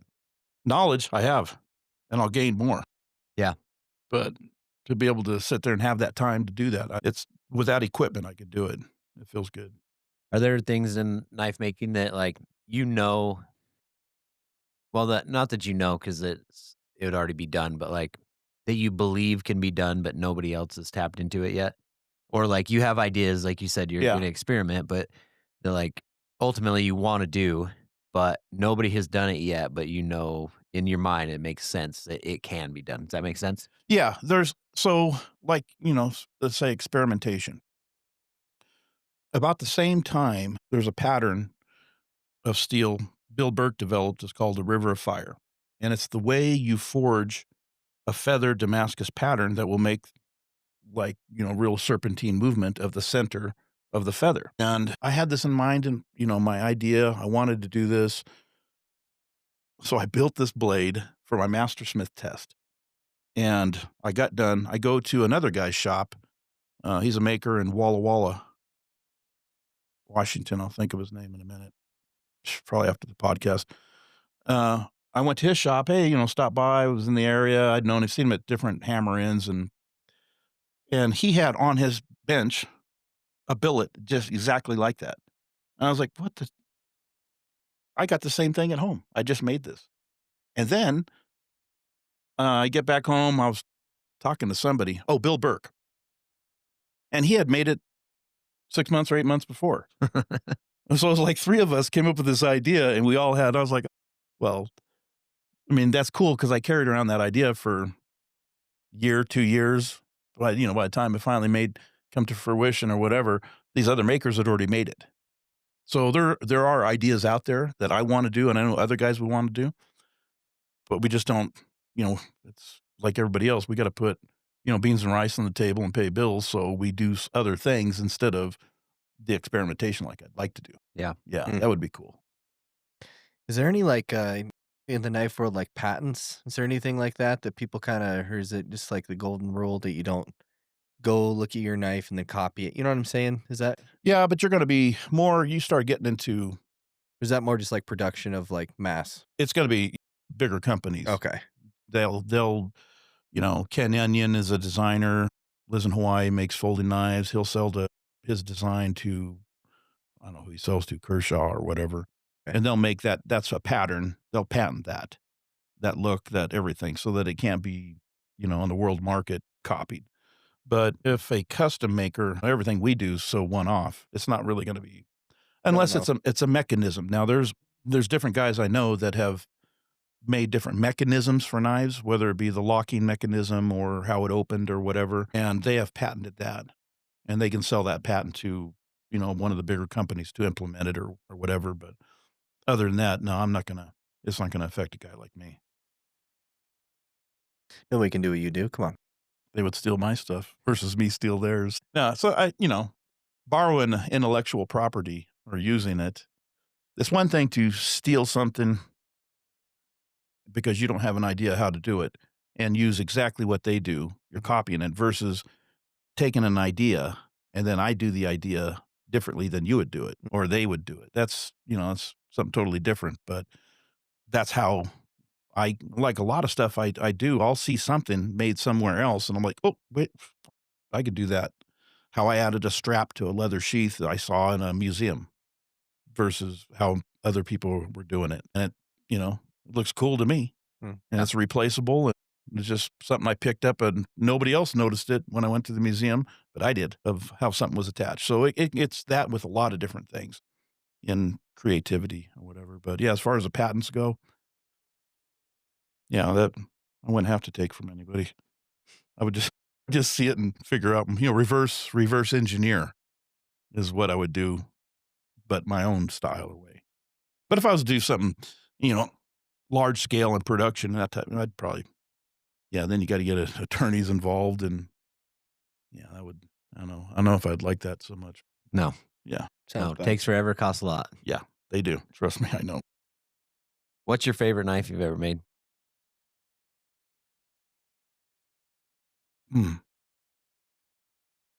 Probably my first one.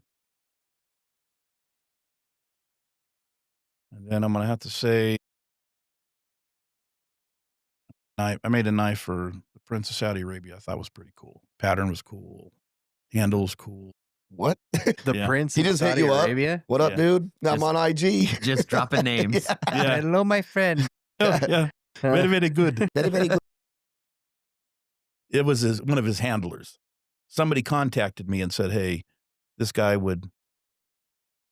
going to get in touch with you. He represents the Prince of Saudi Arabia. He'd like to order something. I was like, okay, Bro. here's my email.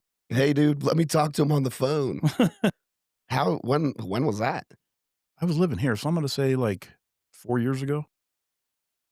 That's Yeah. awesome. So we can go to Saudi Arabia and freaking go hang out? Hey, come on, Aaron. Yeah, if you want. It was the same. It was If the you same want. guy. It's the same Sure. guy that was accused of killing Khashoggi. With his knife. He bought it after. Oh, I thought Oh, it was even dang. cooler. Like, oh man, yeah, Like, I think I'd rather stab someone with this knife. yeah. Hack him up with this. Yeah, dang. No, I have made. One time, I made a Mediterranean dirk for a guy, his family, and then I found out later, Mediterranean dirks are like they put them on their mantle. It's like a blood vengeance knife, so that if somebody No way. way, yeah, they're gonna go coup de grace somebody. That's That's the one. That's honor. the revenge knife. I don't know, whatever. You can look it up. It's Mediterranean dirk. It's like an honor killing, whatever. I gotta look it up. Everybody Yeah, I got to Googles look it now. up too. huh. And he carried through? No, I don't know. Oh, No, oh, it's oh. just they had ordered whatever this fancy knife, and it was going to be part of his family's whatever. And I was like, and once it's part of the, and he explained it to me, and I looked it up, and I was just like, oh, so like if there needed to be an honor killing, it would be with honor that you would do it with my knife. Yeah. So no, I hear that a lot too. How would you feel if somebody got killed with your knife? I wouldn't feel anything. Exactly. I would. It's like you ask a military guy or a police officer, it's like, how did it feel to shoot that person? Or what did you feel when you shot that person? Recoil. Recoil. Now it would be, what do you say when you say somebody says that to you? It's like, I don't know. Yeah. What would it be like to be your kid? Yeah. I had people ask me all the time when I was a cop, how do you sleep at night? I don't know. I sleep pretty good. How do you sleep? Yeah. It was my 9mm by my head. Doesn't matter. Shoot. You guys getting it all figured out over there? Yeah, I was just checking out all sorts of knives on there. Finding the dirk? By Yeah. the Mediterranean dirk? It was like a skinnier, longer. looking- Yeah. Yeah. It was cool. Damascus. It was a good looking knife. I don't know if I have a picture. What'd you make for the prince? Aladdin. Oh, a Bowie. Okay. Yeah, it was cool. Nice pattern. It was a nice knife. That's cool. Yeah, it was like 6,000. I think it was like 6,000. That's nuts. So, Yeah, that's wild, man.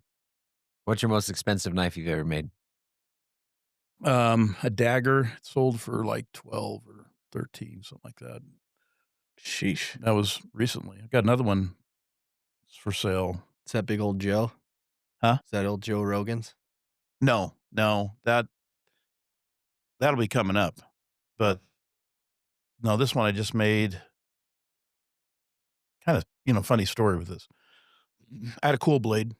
I was going to make, okay, this will be the next one coming up. I'm going to make this. And the guy says, hey, I'm down. I want it. I was like, no, this is going to an art store. I want it, because otherwise guys like you buy it and I never have something to take to. I want to get into an art store. I like my stuff to get up, some sky high prices. So the guy's, oh no, I want it, please. You can make another one. I was like, damn, okay, I got another blade. You don't turn down sales. Those would be $5,000 for him. No stand. And so I break the ivory. I make it. That's a video where piece of ivory is broken. I show it in Instagram. I was like, damn it. So then he writes me, hey, good, let's go with white walrus ivory. Like, well, I had this other stuff picked, but okay, you're buying it. I'll make this. So I get all done with it, and the guy ghosts me. Yeah, I was like, hey, well, but he's bought like, 4 or 5 knives before. So it's like, okay, whatever. Now I'm going to take it to that. It doesn't matter to me. It's, I don't take deposits. You don't buy it. Don't worry. I have a knife now to take to the art store, but I would have used different ivory on it. That's the only thing that kind of torques my rear end. Yeah. Yeah. Don't tell me. That's why I don't take orders. Yeah. Should have took a deposit when he said it, but dang it.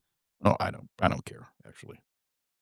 It's a lot easier not to deal with a scrub than it is to deal with one.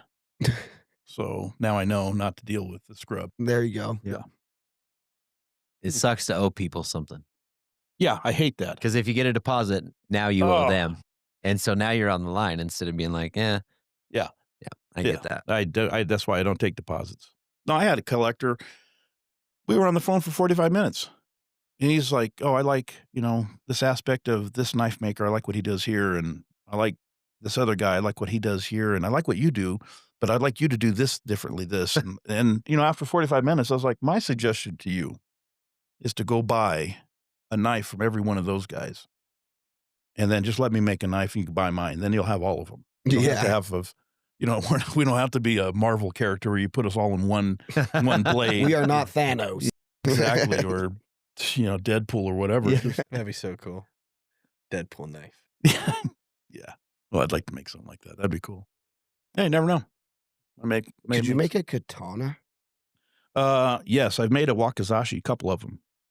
Katana. It's a shorter. It's a 12 to 24 inch katana. Okay. Katana is usually over 32 to. How much money have you got? Not enough. I promise you that. Yeah, that would be a spending knife. 32 inches is a katana? I think it's 32 to 36 in that range. What is the weight of that billet that you'd have to end up pulling? Well, it depends on what I would make the steel out of. If I did if it was a Turkish twist, it would be terrible loss of material. But let's say if I did a Damascus billet of mosaic tiles, that'd probably be 20, 8. I bet you there'd be 10 pounds of steel to make enough tiles to make the length. And I'd probably add some other stuff to it too. Jeez. Yeah, at least 10 pounds. Dang. Yeah. It will kill. It will cut. Yeesh. Yeah. That's pretty awesome. What do you call it? A wakizashi? Wakizashi is the shorter. They always had 2 of them, the shorter one, and then the long katana, and then your wakizashi. That's funny. I've got a wakizashi on my back. That's how it is? Yeah. I told the tattoo artist, I'm like, I just want like a katana looking dagger. I didn't know it was a wakizashi. Yeah, dude. Yeah, if it was a katana, it'd go from the back of your head all the way down to your hole. Yeah. I've got a katana right by my Your friend said that. Got a katana right by my bed. Yep. It's fun, dude. I'm like, if someone comes in my house, I'm cutting you. Like, that sounds more fun. It will cut. What people don't understand, like my knives, how sharp they are. you wouldn't even feel it. Your hand your arm would just come off. Your hand would Sink. come off. It just a flick. It wouldn't even take a big cut. And it'd be gone. See ya. That's crazy. Yeah. So yeah, close quarters, you could do some damage with a sharp knife, man. I would be more scared of someone. I mean, really, some crazy naked man with the friggin' blade. Now, why did you throw naked in there? Because that's even crazier. Because that's man. what he is. I wouldn't Sleeping fight naked. anybody naked, would you? I've done it. Naked. Well, when I was a police officer. yeah, it's you didn't not have a fun. choice. But If you had No, your druthers. yeah. No, I'd be the naked one. Exactly. That'd freak the other guy out. Yeah. That's what I'm the way to saying. diffuse the situation. If you start to get in a fight, you just drop your pants, and then it's like, well, what the hell just happened? Start drooling, take your pants off, Yeah.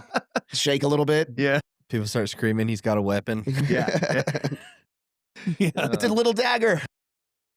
There's actually a in law enforcement they talk about the line of demarcation, and it's 21 feet. So if you come at somebody with a gun and you have a knife, I'm glad you just put in with a gun. If you come at somebody, the gun. Some fire. It's demarcation. That's a long shot, my man. It's a hell of a fire scene. yep, you will likely get cut before you get shot. Really? That's what they say. Well, it's not what they say; it's proven. Yeah. Like we had to do it, and you had to, you basically had to like step off line, try to whatever. But yeah, Yeah. so if you got a sharp knife, then yeah, sucks at close quarters. Yeah. That's why I'm surprised police officers don't use.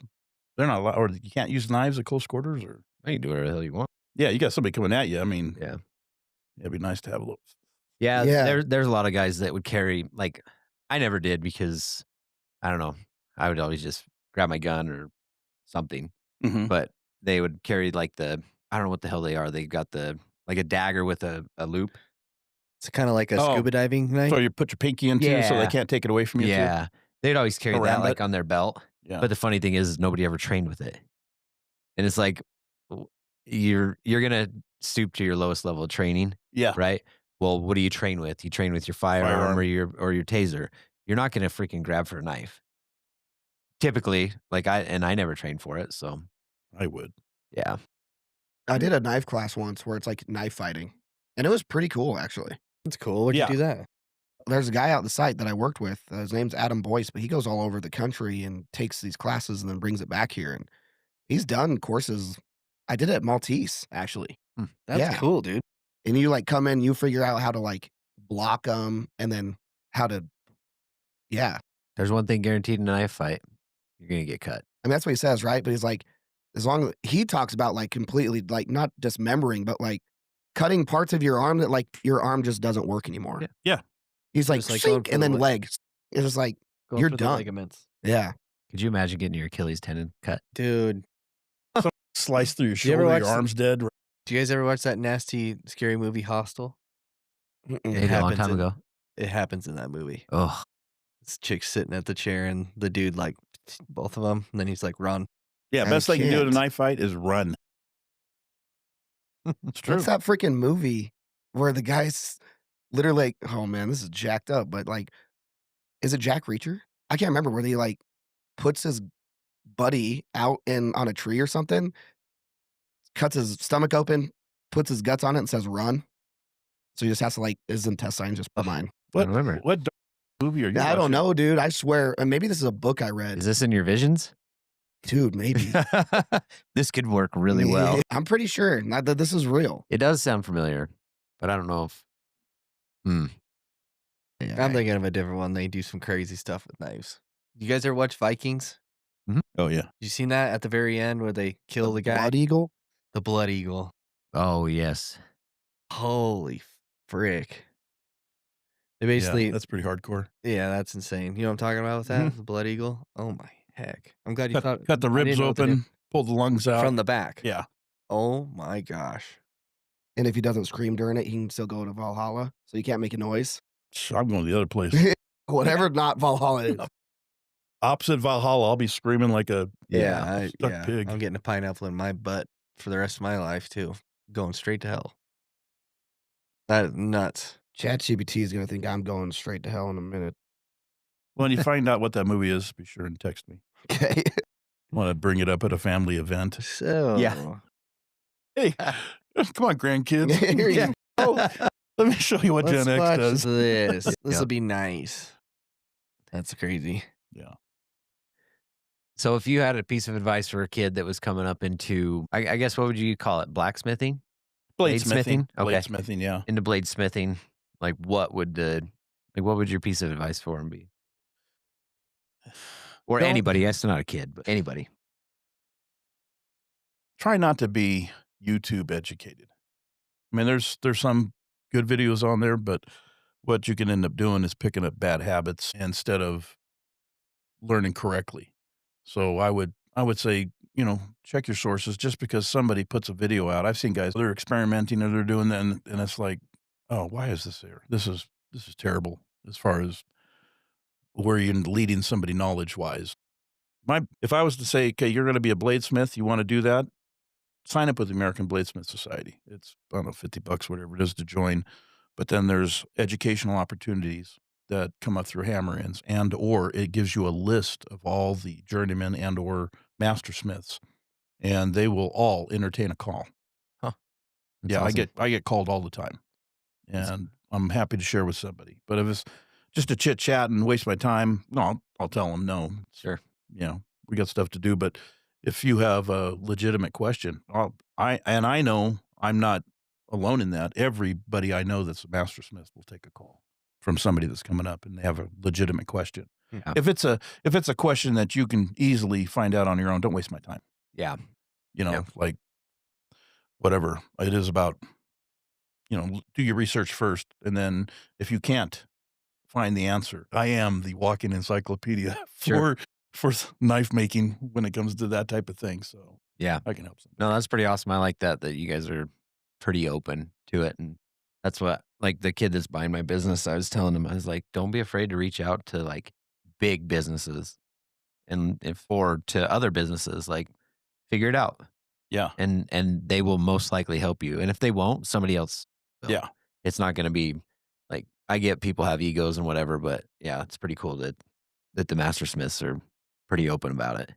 Yeah. There's, even at the end of a hammer-in, I've sat there with 11 different, it's like, gosh, the icons in the business. There's 11 of us at a hammer-in, and the crowd was asking questions, and there was nothing that couldn't be answered. And even some of the questions, I was like, oh, that's a good question. I'd hear somebody give an answer, and I was like, better jot that down because Yeah. I'm learning too. That's cool. That's awesome. Where's the closest hammer-in at around here? Are they kind of all over the place, or They're kind of all over. I mean, Josh used to put one on in that's in Montana? And In Missoula? no, he's in Frenchtown, but then Rick Dunkerley took over and he was in Lincoln. Oh, okay. But I think Rick moved. So that's about the closest one that was going to be here. Now there's one in Ohio, Midwest Hammer-In, every fall. So I'll be teaching there next year. That's, in Ohio. And then they have them in New England, in Texas. There used to be one in Southern California. That's no longer, but they'll crop up. They just have to pay attention. Sometimes locals will put something together, and not around here, of course. We're too far spread apart to do that, but Well, we have some pretty big knife manufacturers in Idaho Falls, don't we? there's bigger companies, yeah. Yeah. But So- not bladesmiths. Yeah, they're not more bladesmith. production. They're companies. production. Yeah, they're production companies. But I may put on a hammer-in. I don't know. I got guys that would come and teach if I asked them to do that or whatever. Yeah. But I don't know. Maybe someday I'll put one on. Be cool. Yeah. Be cool. Be like running a bunch of kids through there. Yeah. But Yeah. they won't be out chasing the dog. Yeah. Do you do it at or like if you did it, would you do it at your shop, or you would try to get like the fairgrounds or something? No, Are they pretty big, or are they like a 10 guy thing? No, they could be 20 to 30 guys.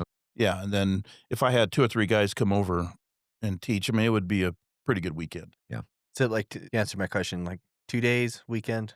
Yeah, probably, a lot of guys, can afford a Friday, Saturday, Sunday, as far as being able to stay out of town or whatever. Go back to work. Yeah, Yeah. be able to come back. So typically that's what we would do. Probably a Friday afternoon, Saturday, and then Sunday morning. That gives guys travel time and yet time to, get back home or whatever. But a lot can be accomplished in a short period like that. That's cool. It depends on the hammer-in. Like if you go, if I put on a hammer-in and what would I teach? Well, I wouldn't teach, you know, A to Z in knife making. I would teach maybe one specific thing with a few guys teaching that.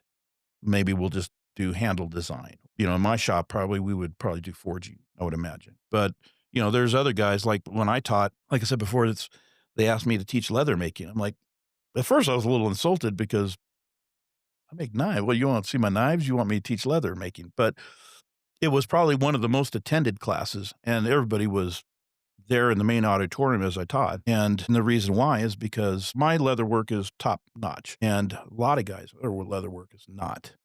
It leaves a lot to be desired. So that's one of the things I learned early on in knife making was I'm a knife maker. I don't want to make sheaths. I'm not a leather maker. I want to be a knife maker. You know, the ego gets involved, and then you try to find good leather work, and it's like, wow, that's a journey in itself. And time frames, because you're going to be, you know, maybe 3 to 4 months out if you send your knife someplace to get a sheath made, and it's, you know, $100 for sometimes just a mediocre sheath. Versus if I made something, I know it's going to be the highest quality that can be made, and that's what I would teach is buy the best leather. The difference between a leather made in Mexico and the very best United States leather will run you about $1 a sheath. It's not that big a deal. But, you know, you try to save and you're scrimping and you're buying materials and, you know, the Mexican leather, as soon as you get it wet, it starts molding and it's just not good. Not good quality leather. So you want a better sheath, start with the best leather. I mean, that's simple. Good quality. Good quality because of what it does, it just incrementally, by doing certain things on how you make a sheath, it's just a little better than the one previous or somebody else's work. And by the end of it, it's a huge difference between, you know, I would pull out one of my sheaths. So like, this is what a sheath should look like. And anybody else, let's see a sheath. And a couple people brought their sheaths up, and this is like night and day difference. Mm-hmm. So there's teaching somebody how to make something to put your knife in is just as important because, you know, what do you do otherwise? And I've been to shows where I've taken early on, didn't want to make sheaths, but I made them. Other guys I know did not make sheaths, and we would have the same amount of knives. I'd bring 15 knives. I would sell all 15, and they might sell 4 or 5. And people would go to their tables and come to mine and say, the reason I'm buying yours because yours comes with a sheath.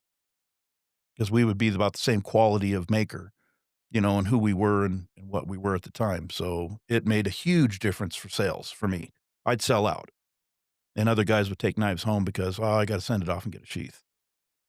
So, that's cool. Yeah. So, you know, that was one of the perks of teaching myself how to make. The first sheath I made a knife. I went to a Tandy leather store. Actually, I went to Randall Knives. Their knives have been to the moon. They're a huge company. They make really cool collector type knives, $500 to $700 range, and they're forged knives type thing. Their sheaths are made by a company in Tampa Bay. They make police holsters, all kinds of stuff. But if you want one of their sheaths, it's $100, and it was a 4-month wait. And I was just like, damn, that's a lot. And time frame. So I went to a Tandy company that sold leather in Tampa Bay, and I told the guy, hey, behind the counter, hey, I need to make a knife sheath, and, you know, is there anybody around that you know? Oh, I make them. I was like, oh, you work here, you're probably crafty. I paid him. A week later, he had the sheath. I paid him for it, and I walked out the door and tossed it in the garbage can. I was just like, yeah, literally. He's like, oh, okay, thank you. Looked like a hobby. Out the door. But I paid him for his work, but it was just garbage. So I just had to learn how to make it. And, you know, like anything else, if you're going to be good at it, put the effort into learning it. Mm-hmm. And so that's what I did. And my sheaths, yeah, they look good. And so it makes a big difference being able to do one off too. So I'm, you know, you're not buying my knife with somebody else's sheath. I'm a sole author of everything I do, which is kind of cool. My stuff will be worth something when I'm dead and gone one day. Living Forever. I found the movie. It's a show. Oh, what's it called? The Terminal List. Oh, good. Yeah. Oh, yeah. And then I was also getting in mixed up with John Coulter. You heard that story? Yeah, I've heard of that one. Or like him and his buddy. I mean, they kill his buddy, right? John Coulter is Lewis and Clark expedition, mountain man guy, and ran 200 miles or whatever. Yeah, Coulter's Run. Mm-hmm. Yet to live. So they killed his buddy, and they gave John, like, you run, we hunt you, and he lived. So naked. I just read it's like ran 5 to 8 miles, hid in a beaver lodge until coast was clear, I guess, and then trekked back to safety. That's wild. That's wild. Why is there no movie about this? I don't know. Sounds close to like The Revenant, but no. Yeah, Revenant's just revenge. Yeah. Mm-hmm. Huh. You glass. Yeah. It's nuts. It is. I haven't seen that show. You want to check it out? Terminal List? Mm-hmm. Oh, it's good. It's it's Chris Pratt, and yeah, I think he gets cancer. And right? Doesn't he get cancer? So he's terminal. That's why it's called Terminal List. Some tumor or something like that. Yeah, maybe. From, It's from the drug they gave him or something. Yeah, that's what it is. And so like he knows he's done for, and so he just gets to the bottom of stuff. Yeah, That's cool. They did another season of it too. Dang, I need to go watch that one. Yeah. Sweet. Cured his cancer. Really? Well, I don't know. You can't He's kill only in off the your first, main character. Well, he's only in the first like 2 episodes of this one. Oh, really? Yeah. Mm. But then I don't know if he killed him off or Spoiler what. alert. But anyways, Spoiler alert. sorry. Cured it. They're books though, right? Yeah, I think so. I should go read that. That's awesome. There you go. More books for you to read. I'm like reading 6. I gotta stop. I don't know how you do that. I can't I can't Whatever analyze like that. So whatever mood I'm in, I'm like, okay, I'm reading this book today. I have like big books, small books, business books. Coloring books. Do you remember where you end on all of them? I have a bookmark.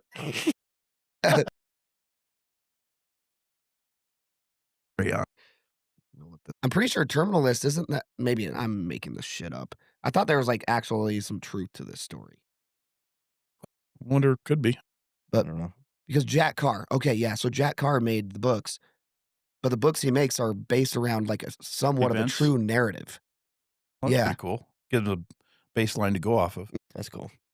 12 hours? Yikes. For what?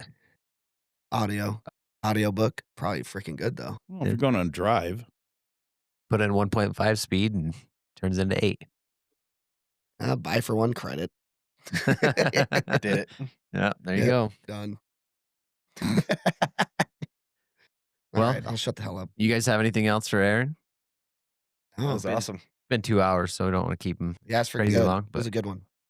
We stayed on topic for the most part. That's pretty good. Yeah, that's pretty wild. Did you notice I just You kind of didn't talk? shut up? Yeah. Yeah, I was like, I gotta shut the hell up.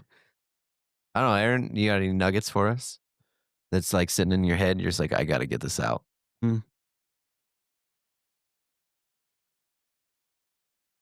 no, nothing worth repeating. I feel like you dropped some good ones in there. Oh, yeah, there's There's a few. Mm-hmm. You can edit that out and pull a good podcast out of that. It's all raw. Yeah, it'll be good. Yeah, a lot of it's Sweet. raw. A lot of it could just be however we did it. It was pretty good. Yeah. Good questions, by the way. Well, cool. So Aaron, because I suck at being a host, I didn't even like get your business name and all the stuff, the important stuff when we started. So I'll do an intro, then you can. yeah, it. do an intro for us on an outro, but we'll do it as an intro. Okay, so ask me the question. Then. I don't know. Just drop it. The question is like, what's your business and where can we find you? There you go. Okay, so I'm Aaron Wilburn of Wilburn Forge on Instagram. It's Wilburn Forge, and then also on YouTube, and that's what you would look up, and that's my business is Wilburn Forge bladesmithing. What do you do on YouTube? I have several videos out of stuff in my shop, different aspects of knife making, and they're very, very well done. The guy that does them he's phenomenal. I had no part in how they came out other than They turned out good. They're sweet. Yeah. They're good. If I remember right, some are like you forging your Damascus and Yeah. stuff like that, right? yeah, Yeah. some handle material, some leather working stuff, different phases or aspects of it. So it's covered pretty good. We have new stuff coming out, but it'll be a bit. Cool. And if you want to buy one of your knives, good luck. Yeah, no, they just contact me. Yeah, the best way is send me a direct message through Instagram, and we'll see what you're looking for, and if it interests me, I'll make it. Maybe. You might just give them artistic freedom. Just let me go Yeah. and make what I want to make, and it'll be cool. Usually, Cool. That's awesome. So, yeah, and there's no Sweet. obligation to buy. All right. Just opportunity. Yeah. Anything else from you guys? I'm good. That's awesome. All right. Well, Well, thanks for appreciate having you me, man. coming. Yeah, absolutely. Appreciate it. Love you. Bye. If you guys tuned into that whole episode and followed along, I really appreciate everything that you just did for me.